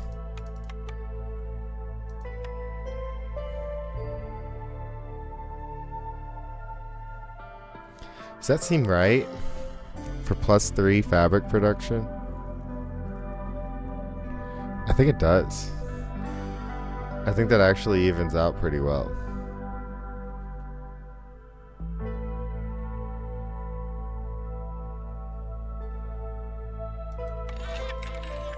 Considering all those mushrooms were free anyway.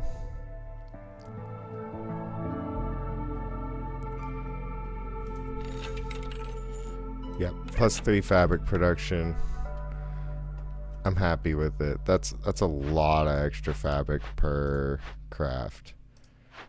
So where's that? I know we've got a fabric producing building.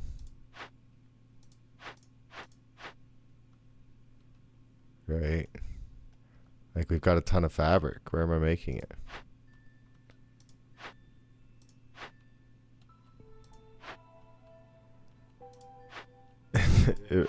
Am I dumb? How do I have so much fabric? Okay, we're going to the recipes tab. Oh! Traders will arrive faster. Let's do it. 12 tools, 3 more villagers. Good thing we built that extra shelter. Oh yeah, consumption. Recipes. Fabrics being made at the granary, right. Oh, I've just been clicking on it over and over. Yeah, so now they're going to be making 5 per instead of 2. So 3 plant fiber, 3 reeds, or 3 leather turns into 5 fabric. Yeah, that was worth it.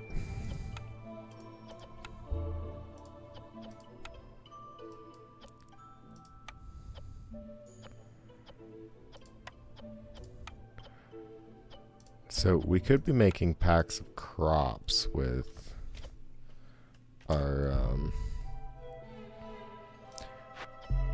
our mushrooms now. I think I'm okay with that. And then we can start working on our packs of trade goods after that.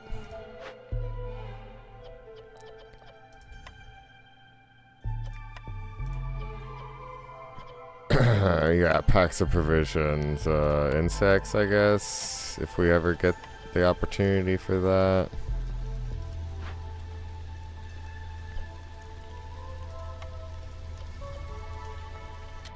Okay, but let's reevaluate.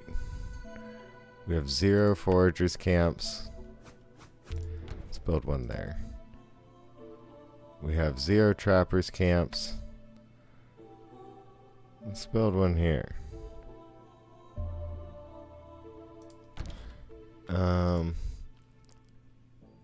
0 stonecutters camps. Let's build one here. Then I'm already building the forager, so we're good.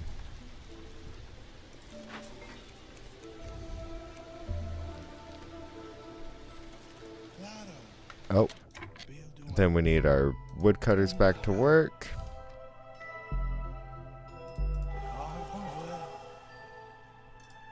We could put another human in the granary. I don't need anyone in the bakery, and then we can start gathering things.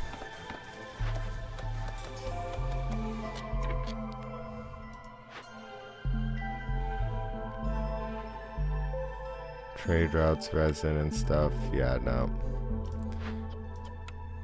But we can put 2 humans in a small forager's camp, and they can get us a lot of roots and herbs, which we know we need.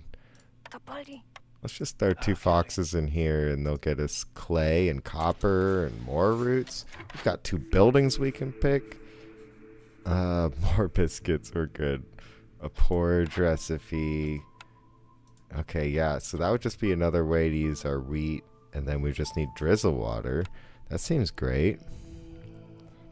Copper bars, bricks, and pie. Yeah, I think we go porridge here.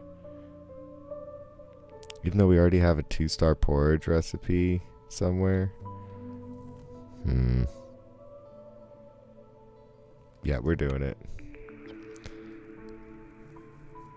Can't get better than a 3-star. Skewers, biscuits, pigment.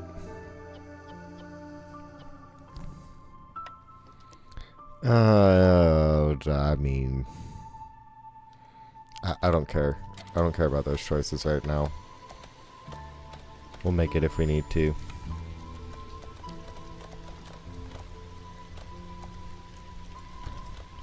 Building ourselves a little fox village over here. Goods arrived. Oh, we got 5 packs of goods for completing it during the during the drizzle like we were trying to do. This one is not going to complete during the drizzle, my bad. Way too long. Biscuits, 2 minutes. How many minutes do we have left? 30, yeah, we ain't going to get that. But we could send it.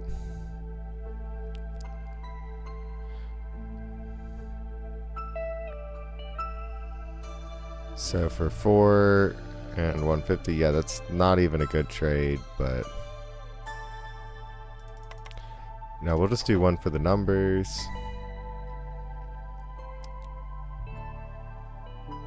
And we'll do one for the numbers, just to count towards trade routes done. Now they're not trade routes done with 7+, but whatever. Do you have 13 tools?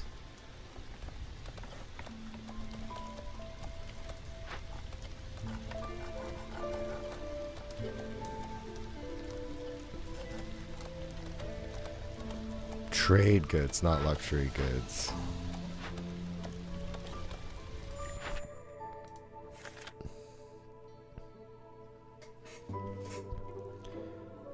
We just got 5 packs of something. Looks like luxury goods.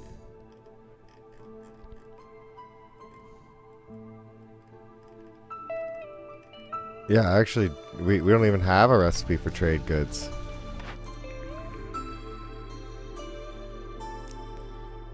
Well, 2-star pigment would help us make trade goods, I guess. Trapper's camp, we happily put 2 people in there. Get our insects. Woodcutter's camp, let's get it closer to where it needs to be. This one's doing great. Keep up the good work. Love you, bud.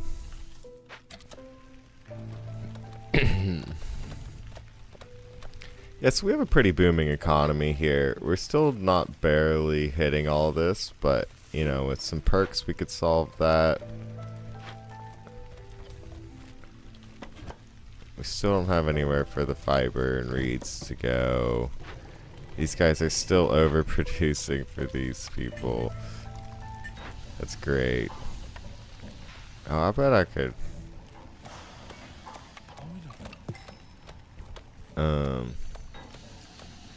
Wow, I did that all wrong. Put someone there. Put someone here.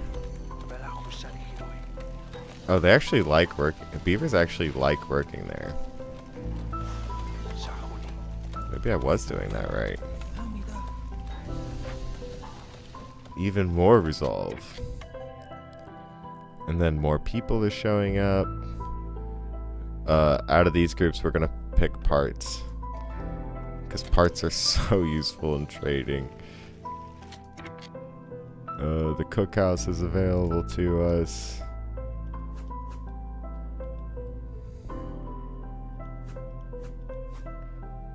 You know.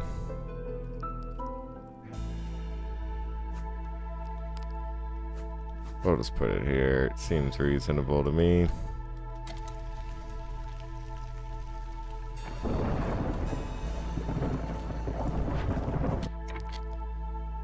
Oh, I thought it had an exclamation point over the camp. Nope.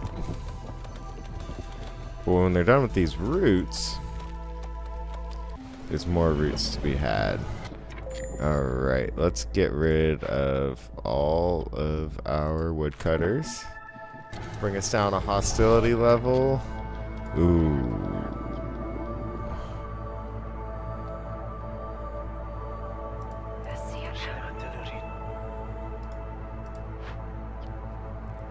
These guys aren't looking so happy. So what we need them to produce for us is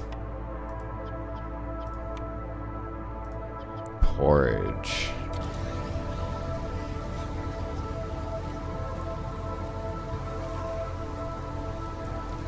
Once this porridge gets going,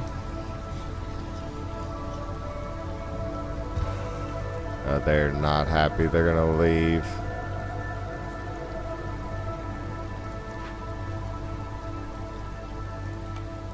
But if they could make this porridge and start eating it, they'd get so happy. Oh, and they're homeless.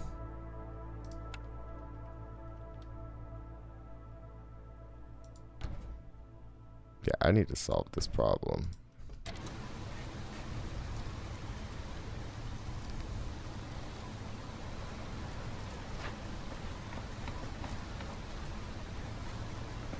Okay, yep. Homeless during a storm. No one likes that. Sorry, guys. My bad.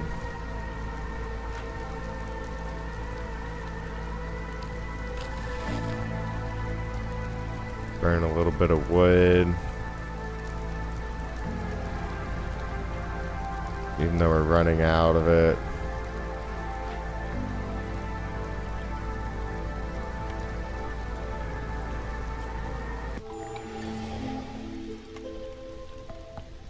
But we will have porridge.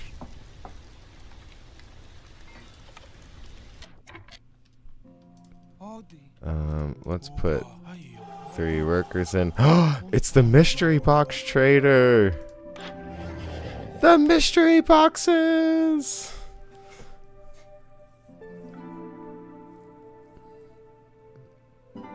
Alright, yeah, let's just start with one. 2 brain supply. That's awesome. 10 boxes of building materials, scrolls, incense, just useful stuff. Copper bars, crystallized stews, and recipes that use them. Yeah, we don't have any of that stuff, but alright, what can I do for this? Yeah, like biscuits sell for a little bit more than insects.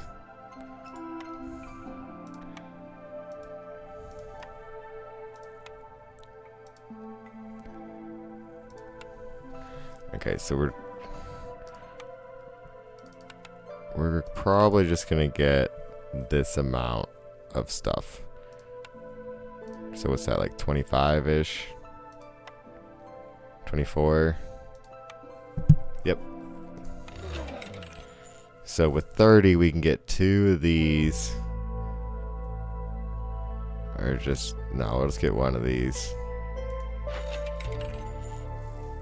More fiber and stuff. Okay, cool. I like mystery boxes. They're fun. Can I sell backpacks of building materials for more? Luxury goods. Incense. Education. I'm going to sell it back to him. That's great.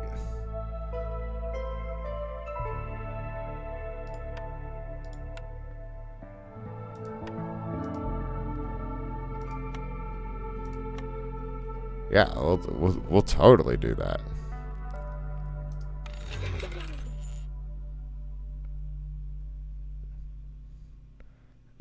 $35, yep. Plus 5 for Glade event stuff, and then we got some stone. Traders arrive faster, more vegetable production. Dude, I love the mystery box guy. Dulhan Warlander. The hooded trickster. He looks like a horse. Wonder when we get the tricky horse race.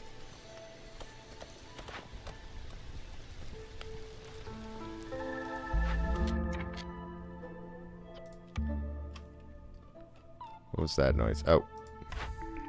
New cornerstone. Queen's gift. A mysterious amber orb with a magical flame trapped within increases Ancient Heart's resistance by plus 50 for every impatient point you have. I'm good. Scouting ahead makes it easier to prepare for the worst. Discovering a small glade increases the working speed of scouts. Investigating dangerous or forbidden glade events by 50% for 120 seconds. Situationally okay. Gain 2 and 6 every time woodcutters cut down a tree during the storm. We're not cutting down trees during the storm.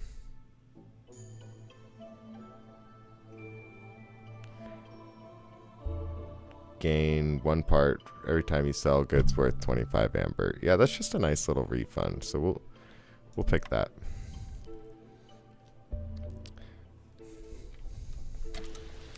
Wish we had already picked that. I need to start picking my cornerstones before the traders, don't I?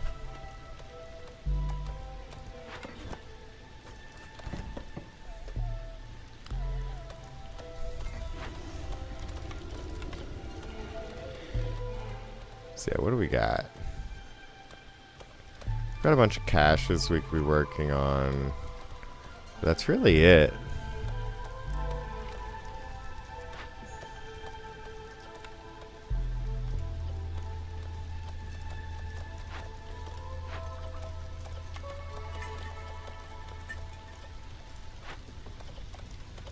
I mean, I guess we could be making pie with like meat, eggs, insects,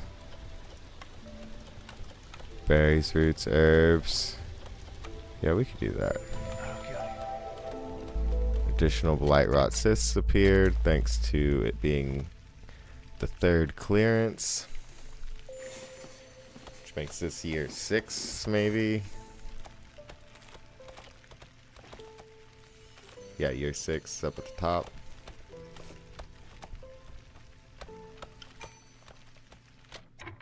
New people want to come, and we will let them. Clay, pottery, herbs, sounds good to me. But we're also going to want to build more houses.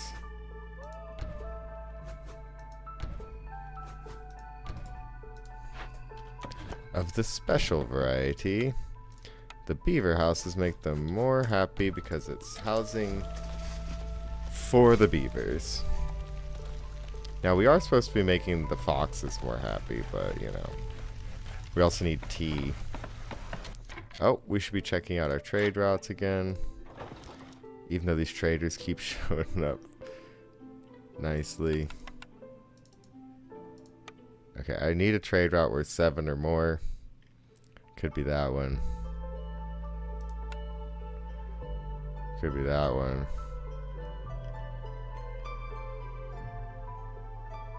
Could be that one. I think we'll keep the training gear. I think you can use that on I think you can use training gear on opening these crates, right? Yep. So we could be opening up like all of these. I mean, we don't really need those perks, but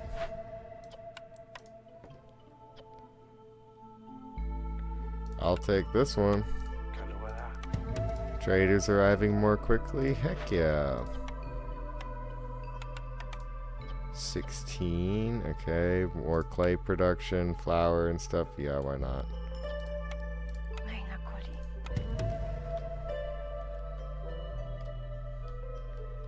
And is that all of them? Alright, well then I guess I'll toss a fox in to each of these.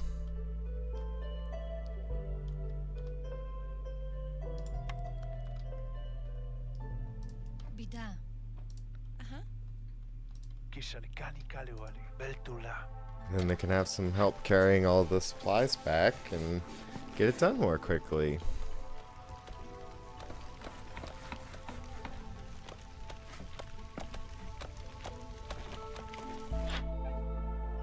Minute and 40 away. Now I just need that cornerstone where every time the traders arrive I get 10 amber.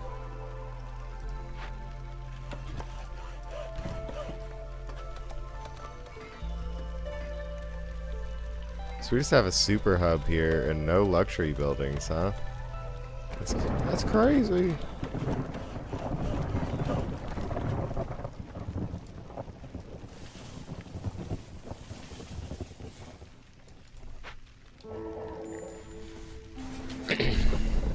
Showed up right before the storm. We can make the clearance longer. That would give our people more time to harvest the crops.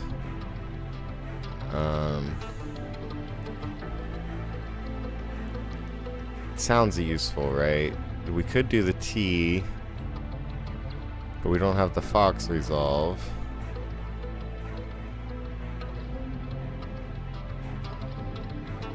What can we sell him for the clearance? Oh, I could be making copper roads.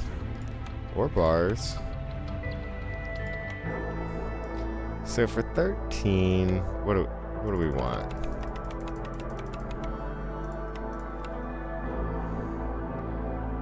I wasn't paying close enough attention to know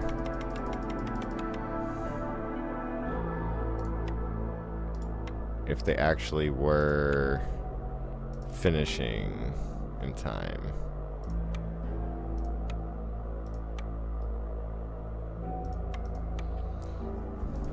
We'll do that. We'll get longer, and then I'll know that I gave him as much of an opportunity as I could. High levels of corruption. Okay. Yeah, we're gonna get to 195. Let's put some people in there. We also need to get rid of our beavers and our wood cutting stations.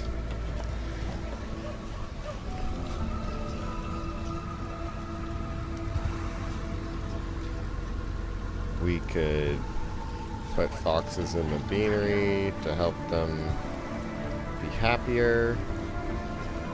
But it still looks like we're gonna lose one.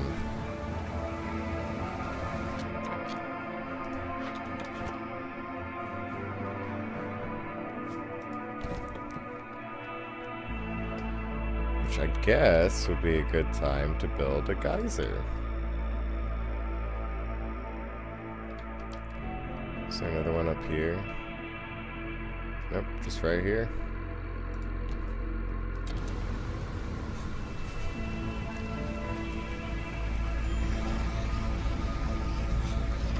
Well, I guess we gotta favor him.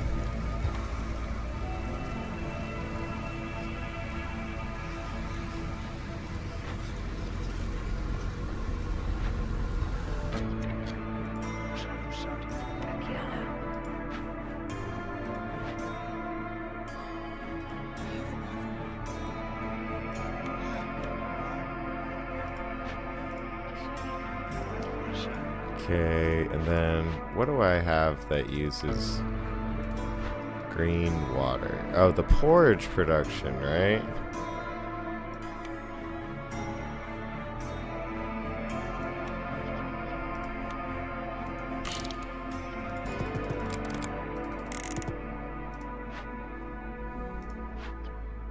And then I could have them use either one.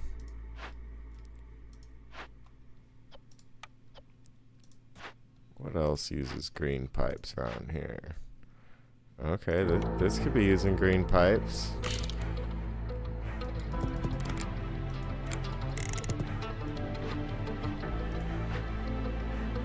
This could be using green pipes. Not sure it matters, but you know, it could be.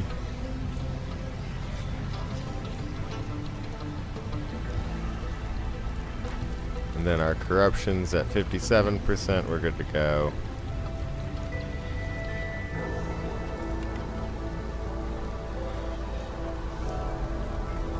Get rid of those guys. That human can handle it. A fox left?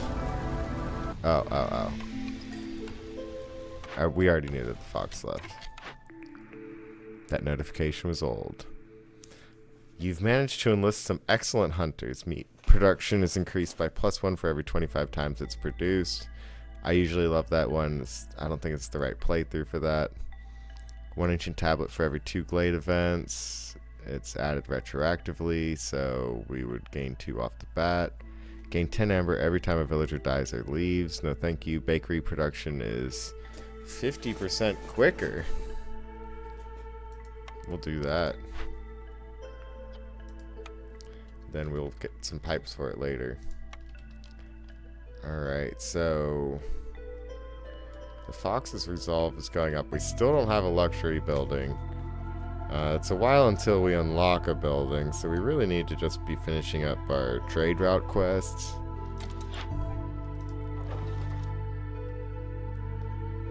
Seven insects. Is it just number of trades? Yeah. 9 grain. Oh, we don't have enough provisions for that. There we go.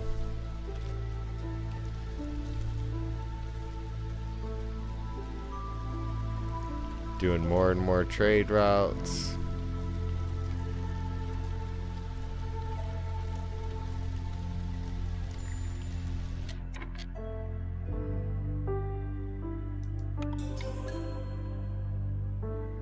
Wait a minute. Oh, complete any 2 glade events. So you don't even have to do the dangerous glade events. You can just like open up crates. We got 5 packs of crops for completing a trade route. That's nice. Okay. Well, let's get our woodcutters back to work. I feel like I've been struggling on that. On this increased speed. Yeah, we're like a quarter of the way through the drizzle, and I'm like, oh, maybe we should cut into another glade. Ooh, what's this? A merchant shipwreck? That's so cool, dude. The crown is disappointed in your cowardice. The knowledge obtained from the captain's maps would have been a valuable treasure for the queen. You receive half of an impatience point. Or the storm wasn't gentle even to royal flagged ship. When this effect is active, hostilities increased by 330 for each ongoing trade route. But each ongoing trade route decreases hostility by 40. Wow. So, merchant shipwreck. How powerful must the storm surge have been to carry this shattered wreck all the way here? Perhaps in the distant past there was a sea here? It looks as if it has been lying here for centuries. Strange voices can be heard from below deck. So the captain is the last to leave the ship. Destroy a random cornerstone in your possession. What?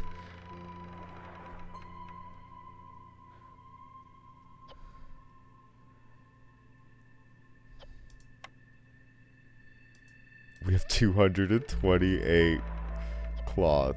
That's insane. Okay, so we're gonna have to deal with the hostility, but we'll get it done quick.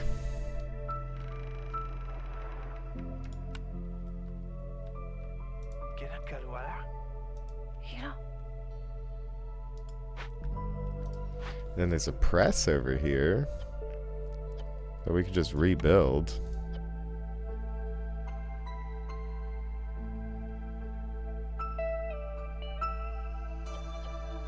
Oh, we can salvage it for the recipe, or we can rebuild it where it is. Yeah, let's salvage it for the recipe. That's way better.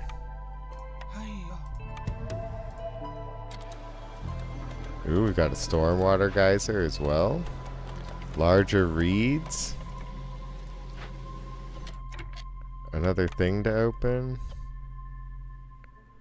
3 ancient tablets. Oh, those are good trade materials.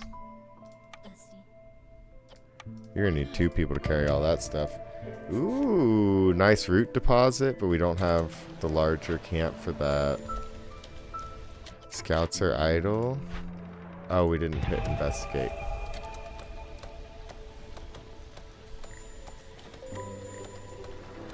We received a bunch of goods. Got it.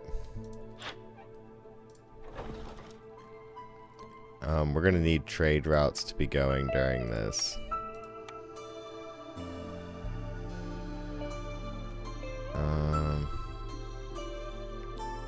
Okay, we completed the trade routes over 7. Cool.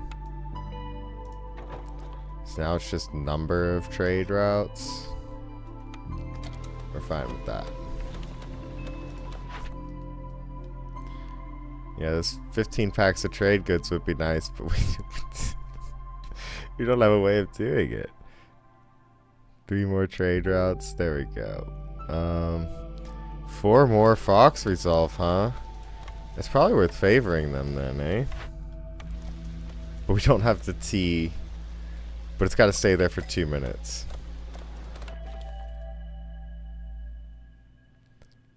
We'll pick these later just to deal with this. Maybe this guy has tea. No, he doesn't. But he does have something. The Guild Trade Hall. We buy that immediately. +3 human favor. That's pretty nice. Builders can carry 10 more items. Don't carry on. Forum's fine, but we want the guild house. This is going to retroactively give us global resolve and make our traders show up even faster. This is amazing. This is amazing. Yeah, we can buy the resolve. We can sell this guy like all of our fabric without even worrying. Yeah, all of it. So I can get more amber here.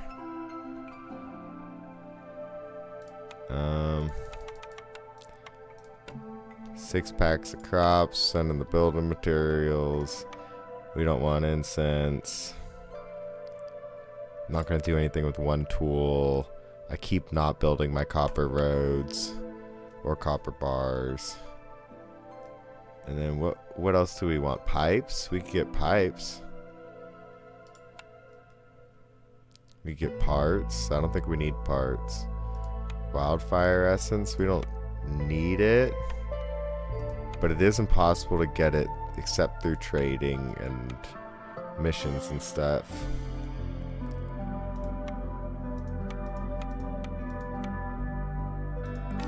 We'll sell them a few more packs of crops for fine. We've been doing really well with just that one farm, haven't we?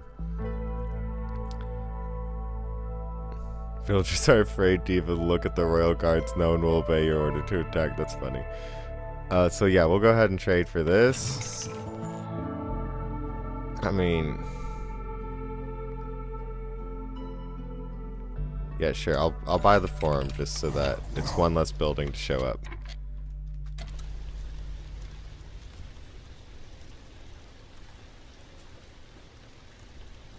Yeah, Fox Resolve is staying up. We'll hope that holds out for a while.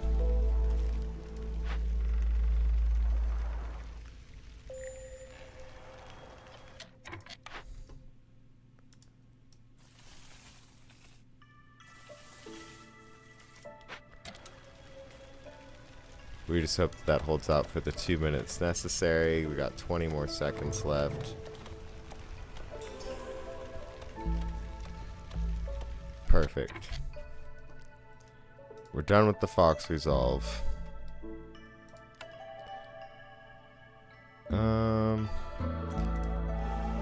Humans and beavers sounds good to me. Bring another beaver there to help them carry that stuff back. The granary. The herbalist camp has nowhere to go. Yeah, it does. Oh, we could be getting mushrooms. This guy could be getting reeds.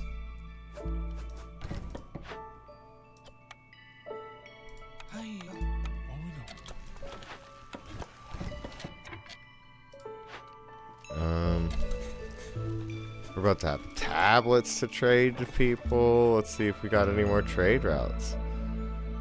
We could do 10 more vegetables for a trade route. We could do 6 more vegetables for a trade route, and then there we go. That'll be our 10 trade routes done. We've got another building to pick.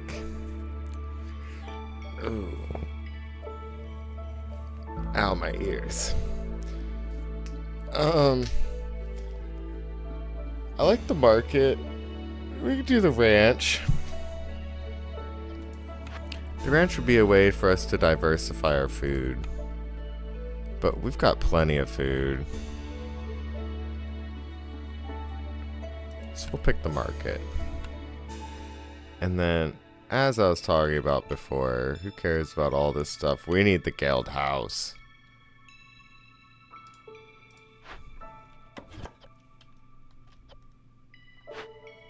Whoops. We need the guild house.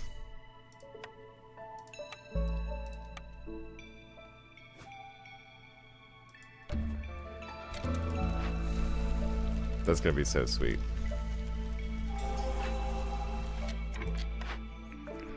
Another event complete. We go for the tea house. We've already got a 2-star tea recipe, but yeah, we don't have any crystallized dew. Crystallized dew and tea. Okay, yeah, we could start making crystallized dew. I've already got a 1-star recipe for it though. 2-star packs of provisions could be cool. Another place to make flour.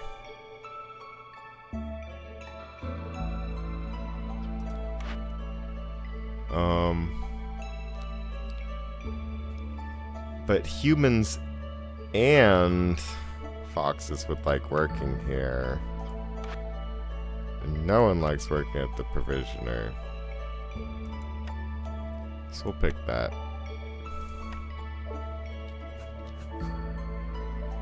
Apothecary hat right there. You know, this 2 wide gap's been really weird, but that hasn't given me any problems.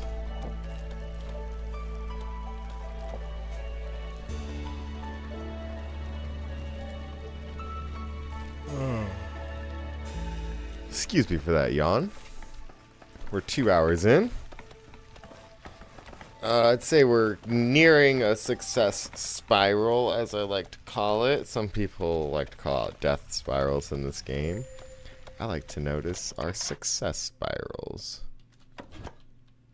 Okay, yeah. So our foragers camp is out of things to do. We'll put that over here in a graveyard. Well, we'll put it right there in a graveyard. Thank you for your services.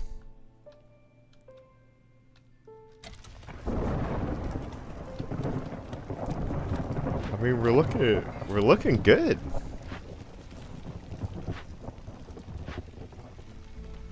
We connect pipes there now. Boom, boom, boom, boom, boom, boom. Let's get rid of all that. Trade routes. Boom. Better pack production. Let's go.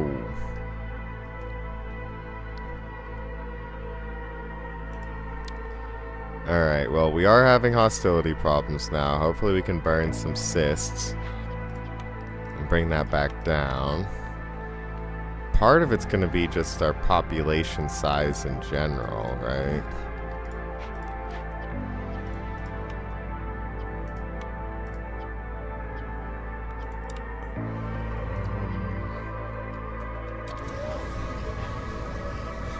Yeah.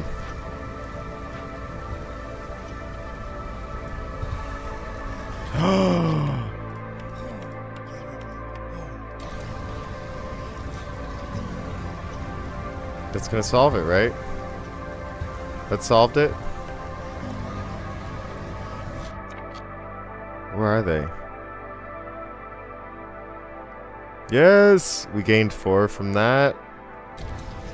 It's gonna keep going up, and trade is gonna keep showing up faster. That took us from the danger to the positive.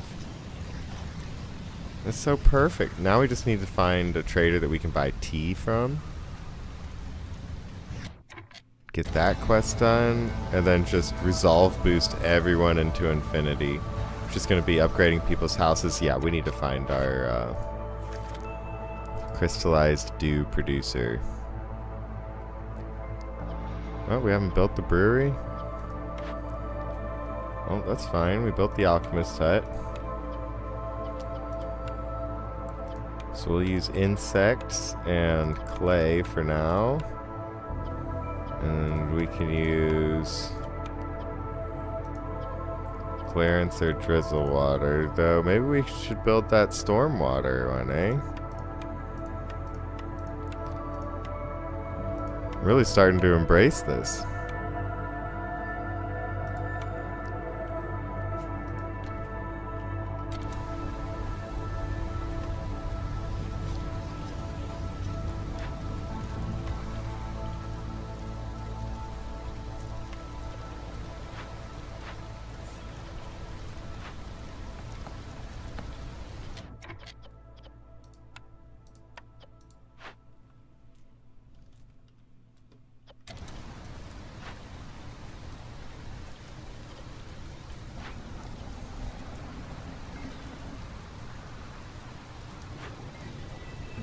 Yeah, we're running out of water. So shiny. But maybe now we can share the load a bit.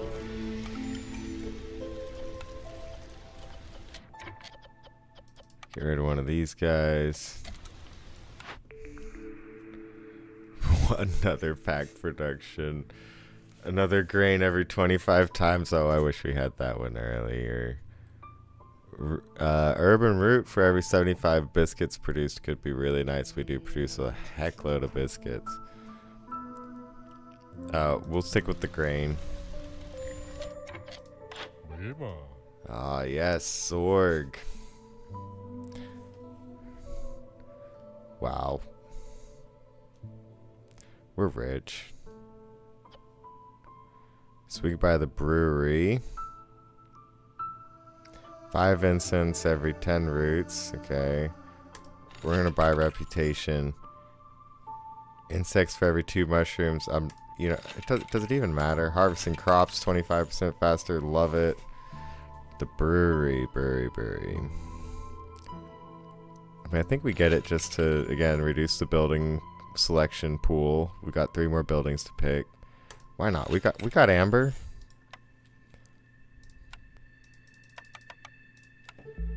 We make packs super effectively.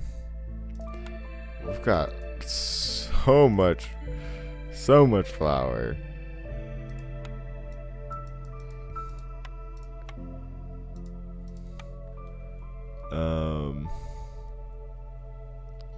Yeah, wow, we're doing great. We're doing fantastic. Tools? Do we want tools? Just pipes? Do we just want pipes? Like, any fuel? Like, do I need anything?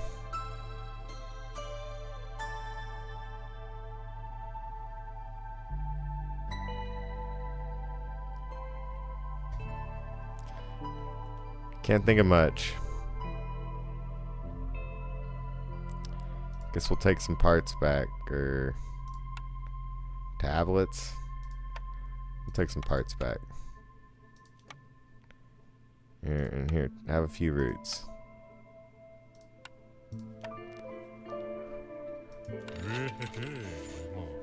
Alright, now get out of here.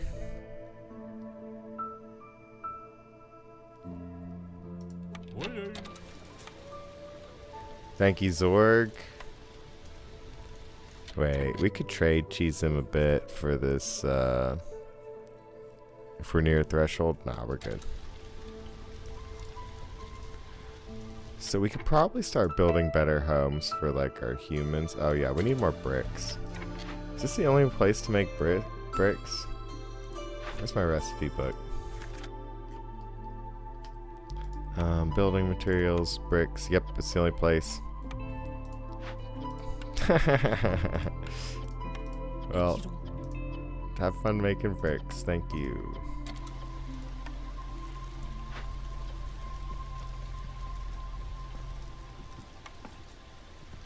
Is this the only place I'm making packs of provisions? Yeah.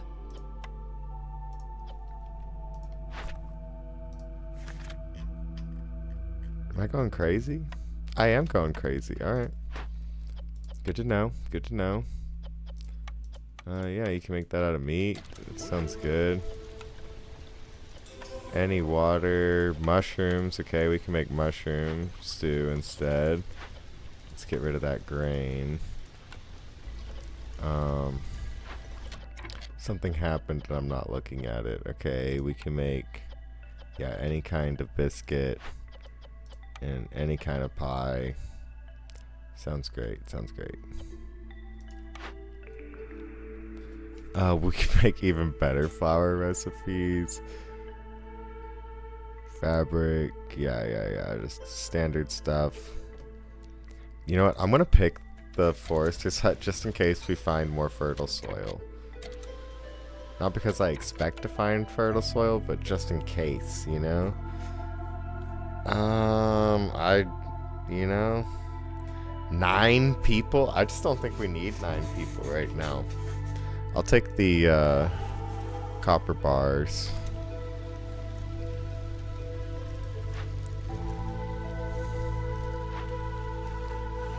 Oh.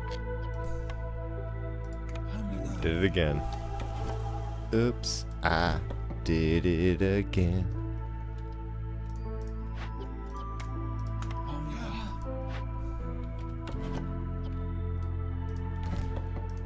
And then we'll just get really close to this Forbidden Glade, because it's a bit far into the year for me.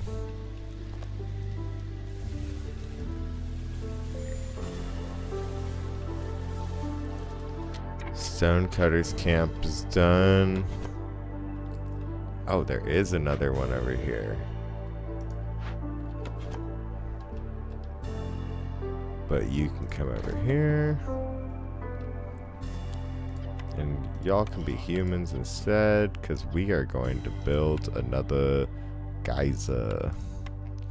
Holy geyser!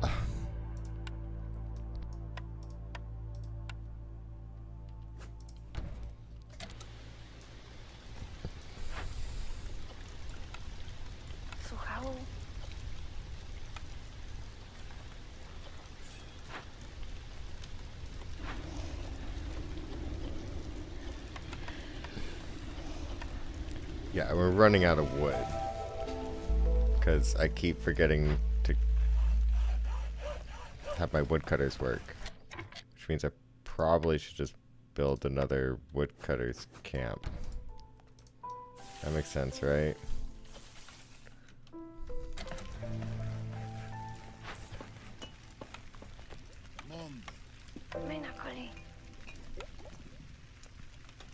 Okay, and then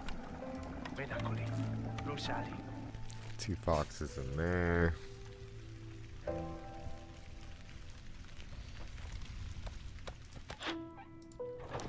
Is there a trade route we could do? Just like 10 berries in a pack. Cool.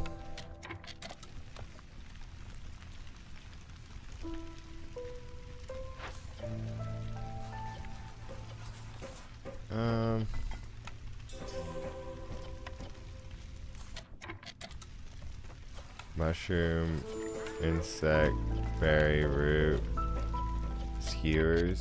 I thought this consumed wood before. Maybe it doesn't do that anymore. Then we can do berry, root, biscuits over here. We don't need pigment.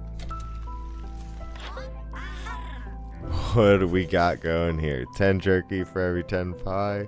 It's just free food. Bricks, pottery, crystallized dew. No thank you. Lumber mill. No thank you. I mean, we can afford that stuff, but like, I think it's overdoing it a little, don't you?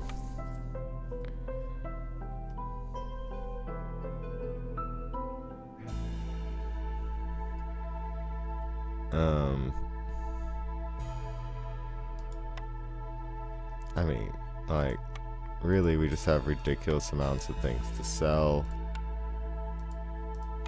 It's a good thing.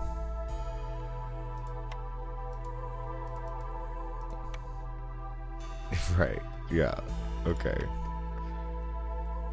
That's so much stuff.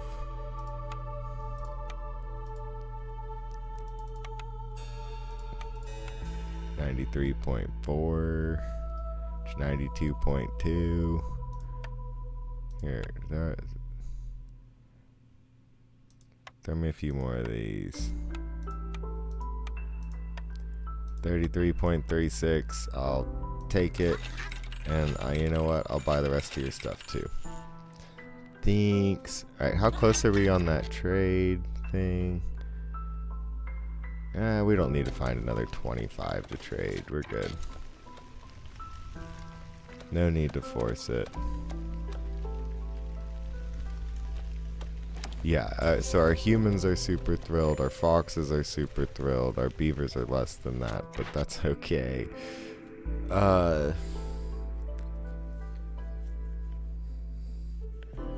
3-star tea. Skewers, copper bars, ales, mushrooms. Yeah, let's re-roll. I'm not sure what we're looking for. Oh, place for tea to be fulfilled. Could be cool. I guess.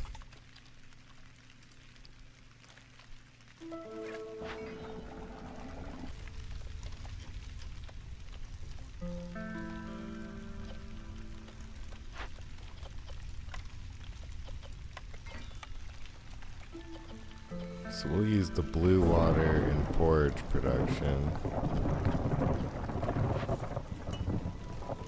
And these guys are making the crystallized dew, and then we can make tea.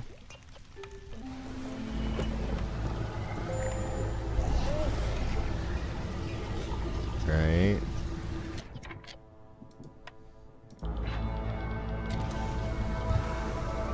Oh, we will pull out our woodcutters, even though that means we're going to be running low on fuel for it.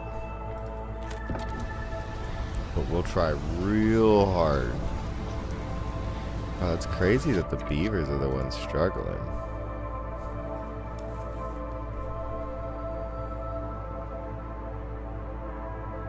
I guess if we had clothing or pickled goods, they'd be fine.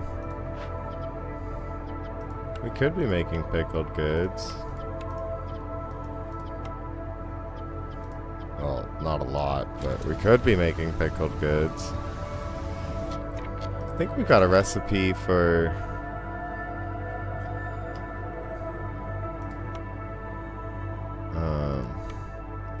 clay pots that we could use.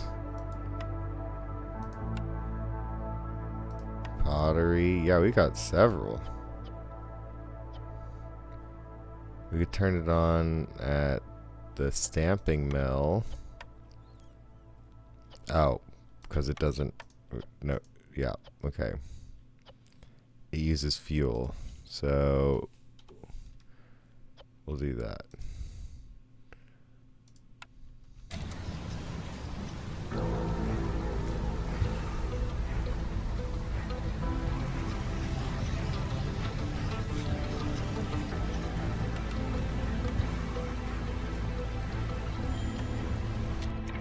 Beaver left. We gotta go pick up some more dewberries. Yeah, we're gonna lose more beavers. Even though they're the houses I built, you know what I'm saying?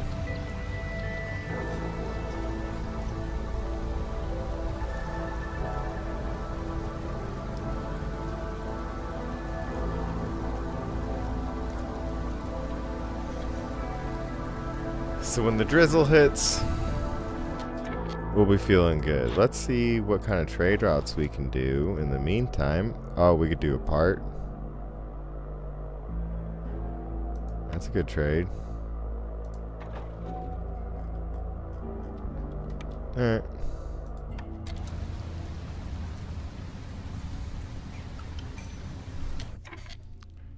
We could add more people.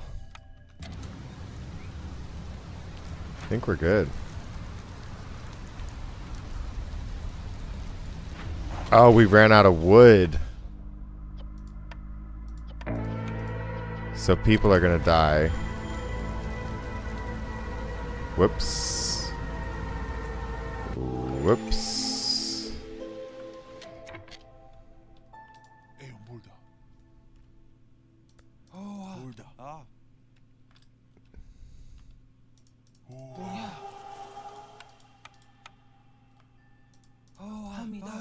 Well, that's what we get, I guess.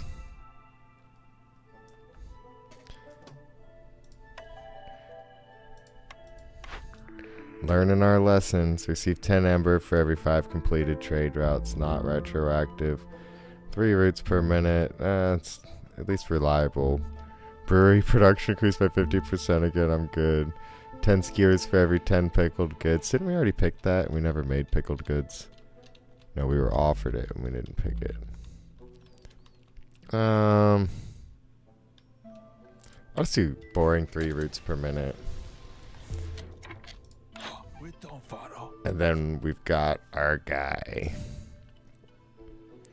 10% chance of producing double yield when under the effect of education I wish. Fuel burns 25% fast, or 25% longer. Yes, we want that. We could get a perk.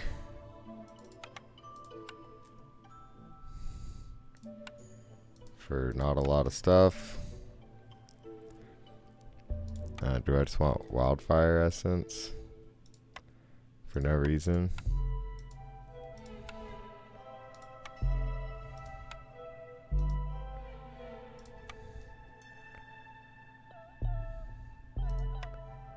Like, I'm just trying to even out this trade in a way that isn't stupid. I think we're there. Just 245 biscuits, no big deal. +3 pickled good production. Yeah, we'll go for that. Oh, I could buy 10 teas.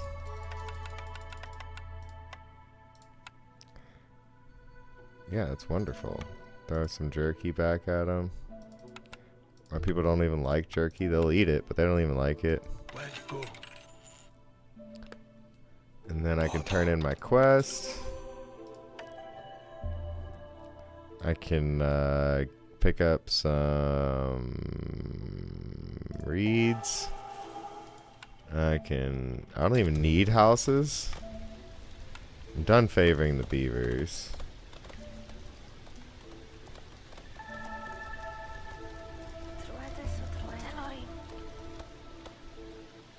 Beanery, the pumps.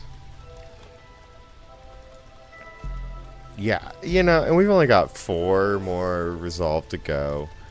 We are running out of stuff to do. Let's move our stonecutters camp to Death Valley, because it's no longer needed. Yeah, we're doing great.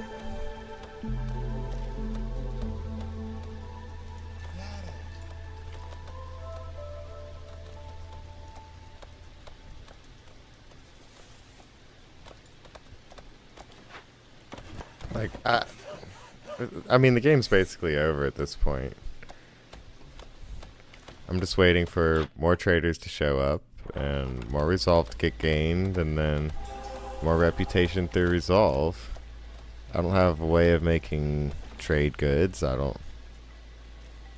finish that quest, I could cut into a bunch of glades to get more dangerous things done, but you know, I think we'll get more resolve other ways. Like, this would give us +3 global resolve. This would give us +1 resolve for every rebuilt or salvaged building, which I think was just 1. The manufactory, yeah, just packs of provisions. Like, I mean, we could re-roll. Still no packs of trade goods? If I just been skipping over it? Oh well, we'll pick the Foragers Camp, which will automatically upgrade our existing Foragers Camp, which means that it can automatically go over here and start being used. Trappers Camp has no deposits. Woodcutters Camp has no suitable trees. You know what I think would be a good idea is just building a nice little warehouse out here. Building a nice little warehouse out here. Just for, you know, all the people that need to deliver goods. Trappers Camp is also done.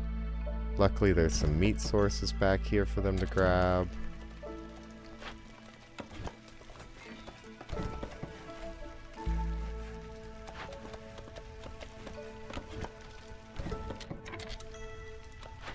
And again, we're just having fun.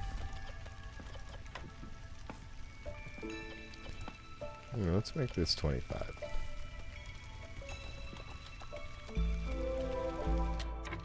We cut into a glade with fertile soil. It was right there the whole time.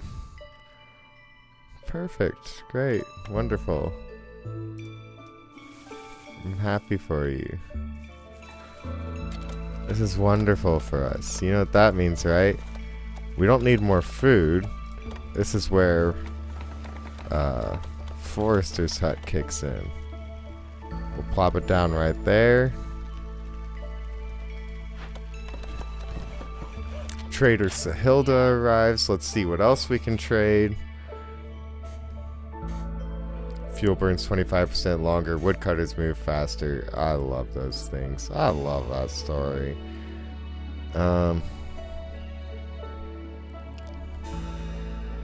So buying perks doesn't really help with your trade cheese because it doesn't count towards those perks. This is just a purchase while this is a trade up here.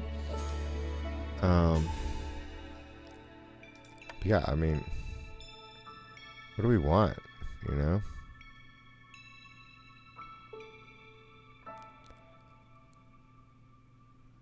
We've got bricks now. We can take pipes, herbs, pots.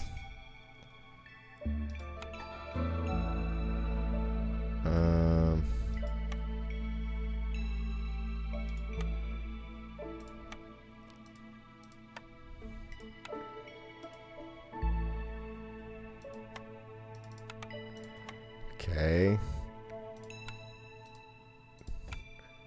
And then I don't want to give them wood. Or we can just give them those. Give them. I could give them some bricks at this point, even though I've been struggling with them. Okay. Yep. Trade that. Yep. Perfect. Cool. Where's that perk sitting these days? Ooh, we got our farm spot opened up. Oh, nope, nope, nope. Close.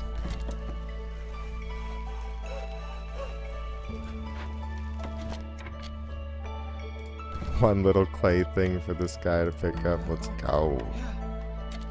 Thank you, Sahilda. You were wonderful, as usual. Let's build that Forester's Hut now.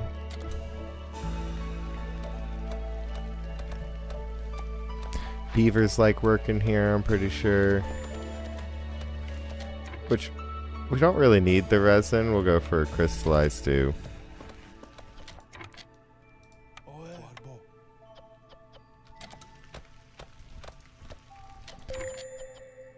Herbalist camp is done. But we've got some stuff down here for you.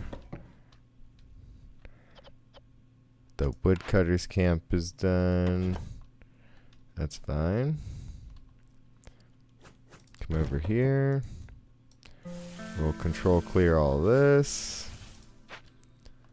And then a harvester's camp is done. Yeah, that didn't take them long to finish off that deposit. And yep, they're done.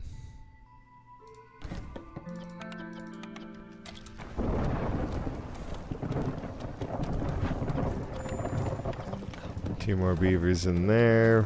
Woodcutter's camp is done. It's fine with me.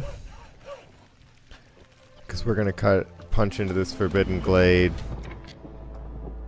And if we ever get into one, then we just have to punch into another and we're good to go. Resolve is low for everyone. Until we get rid of that.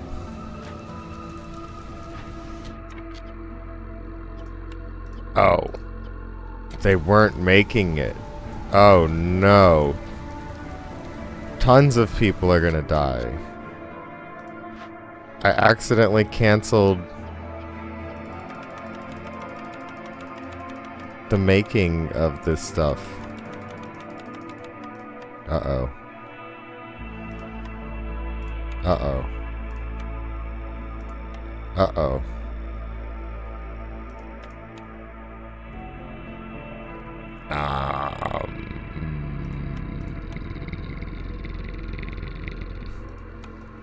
This is not good. I think I just build another blight rot post.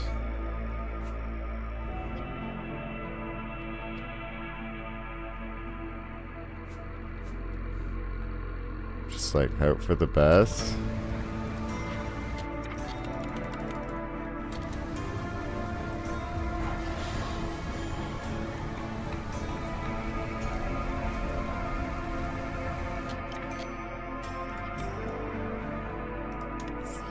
Yeah, that was bad.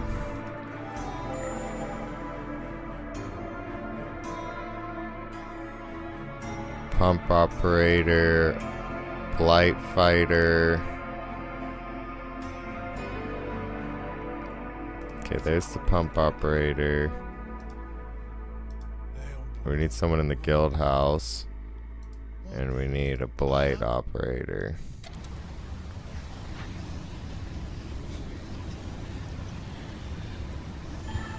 Yeah, we're gonna lose a lot of people. Builder, farmer, blight fighter. Okay, we need our blight fighters to stop dying. Please. Yeah, my bad. I didn't realize that I told them to not use any fuel for their blight postery stuff. Oh my goodness. That's so much shit that we just lost. Trapper. Oh my goodness. I mean, at least we like have enough people to afford it, but like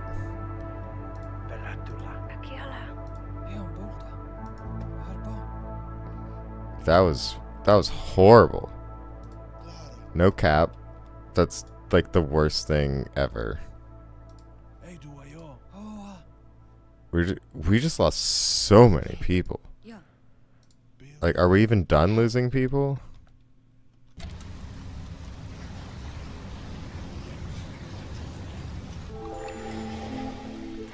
Yeah, I guess.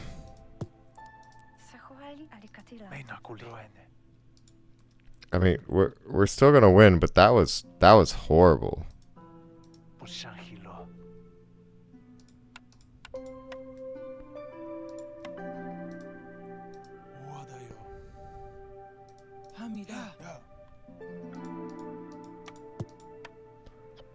Yeah, wow. We just went from like having an excess amount of people to like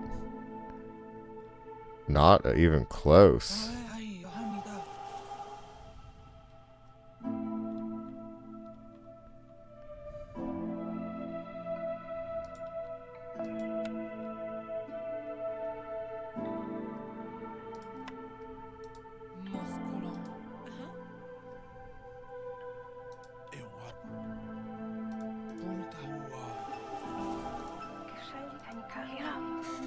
Wow, yeah, that was horrible. Okay, well, at least we're here at my favorite trader. Gain 1 additional active trade route slot. Traders will arrive 25% faster. Gain 30 meat every time a villager dies. Oh, come on! We could have just had so much meat off of that. Okay, take my biscuits, take my jerky.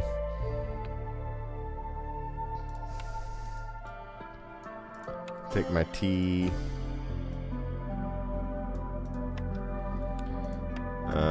Take my flour.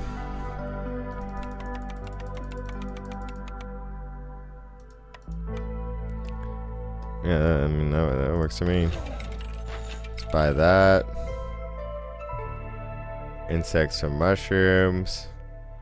Plant fiber from vegetables, okay. Traders arrive faster. Woodcutters produce quickly. Woodcutters produce quickly. Oh, okay. And he's got luxury and building materials, but trade goods? He's got them. That's all we need, 37, right?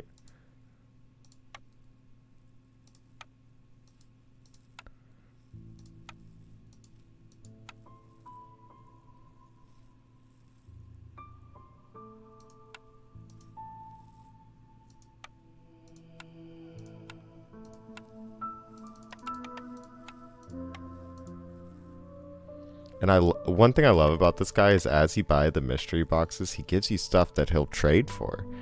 Like, it's great. Okay, and we can turn in that.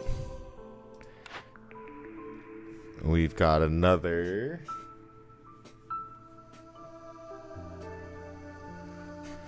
Farmer's favorite food. Farmers have 75% chance of producing double yields when under the effect of biscuits.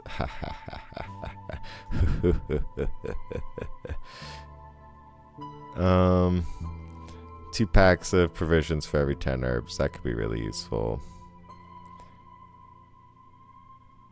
Every 20 felled trees, global resolve is increased by 3 for 120 seconds. We're going to do that because we're almost done.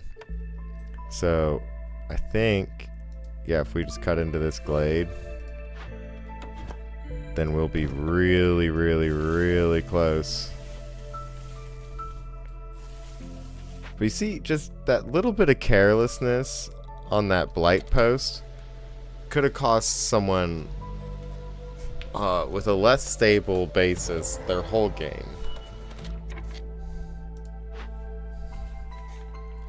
The remains of the royal guard begin to decay. Spawns between 4 and 6 blood flowers upon activation. Oh, wow.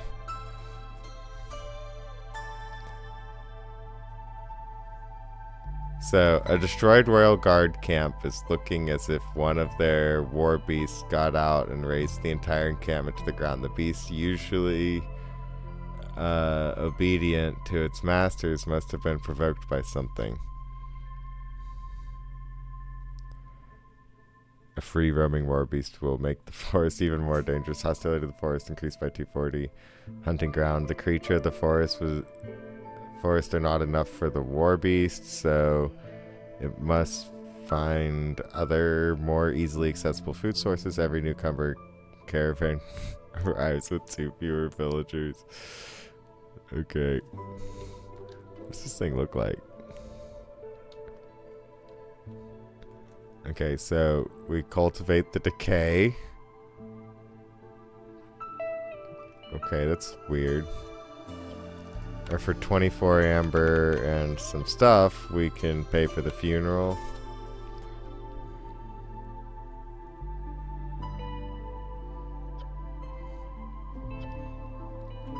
I mean, we just spent all our amber.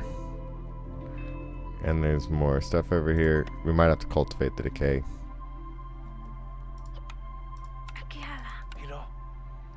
Queen will get more impatient. 4 to 6 blood flowers. That's a lot to handle.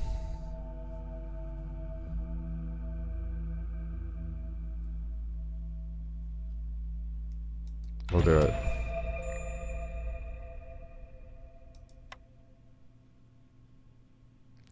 Tons of fertile soil. I could put 2 farms on this. A bathhouse. You know, that's cool. Where are those blood flowers? I can't even click on them. Oh.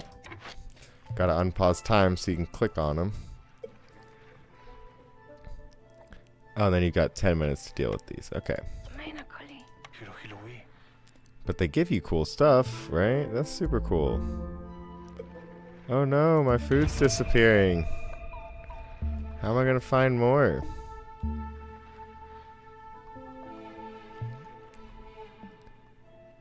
Yeah, we'll take you out of the herbalist camp. We don't need 2 in the crude workstation. We don't need 2 in the beanery or the alchemist or the apothecary. We do need 1 in that geyser. But we're gonna put 2 in this blood flower clone. And get them to start working. Just free loot, right?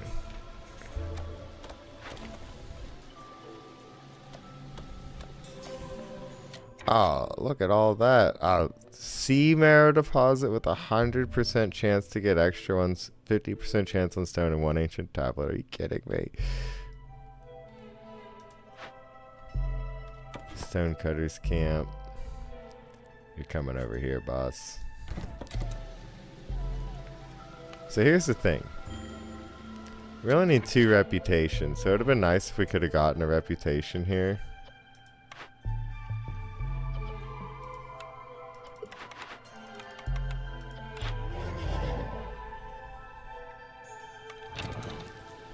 That's okay.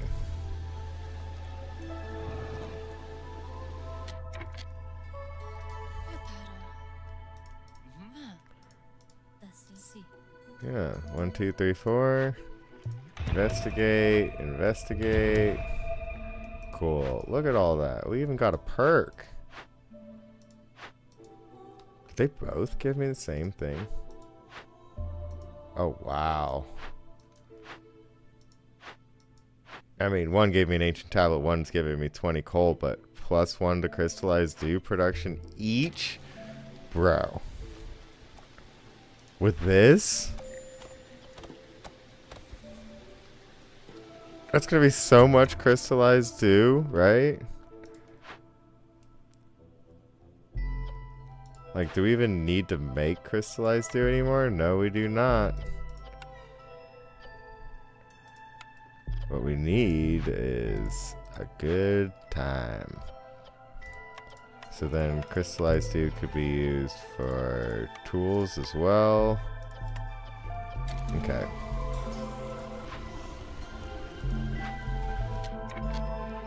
What else could we use it for? Oh! Fox houses. Which I've been complaining about not being able to build this whole time. 4, 5, 6. That's fine with me. And then decorations, because I never built the decorations after I built the... Oh my goodness. I do not want to click on that hammer, ever. I'd never want to click on that hammer. Just want you to know that. Oh my goodness. I still do not want to click on the hammer. Like, we're almost done here. Alright, yep. I think I need 4 more.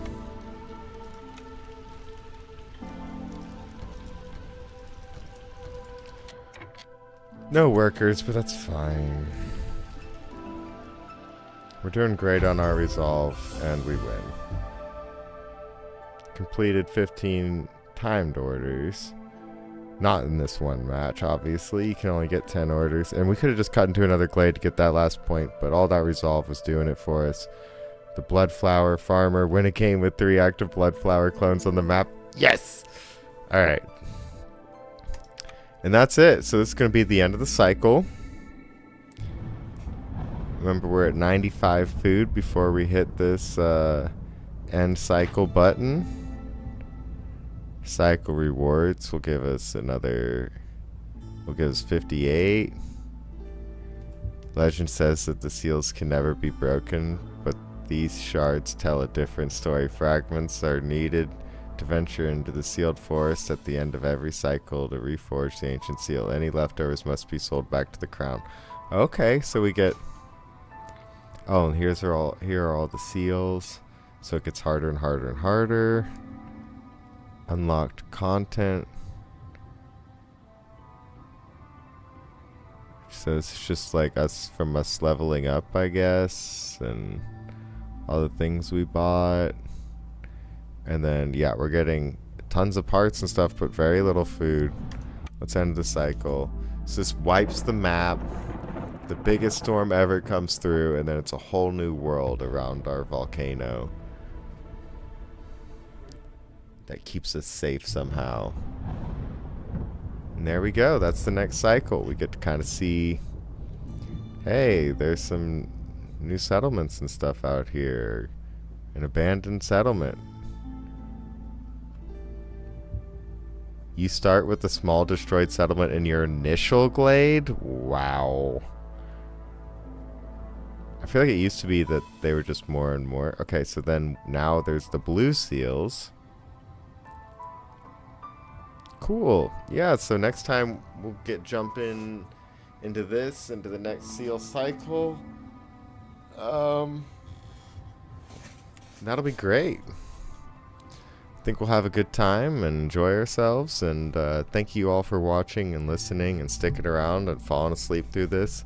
Please make sure to leave a like and a subscribe on this video, especially if you made it all the way to the end. Bless your heart.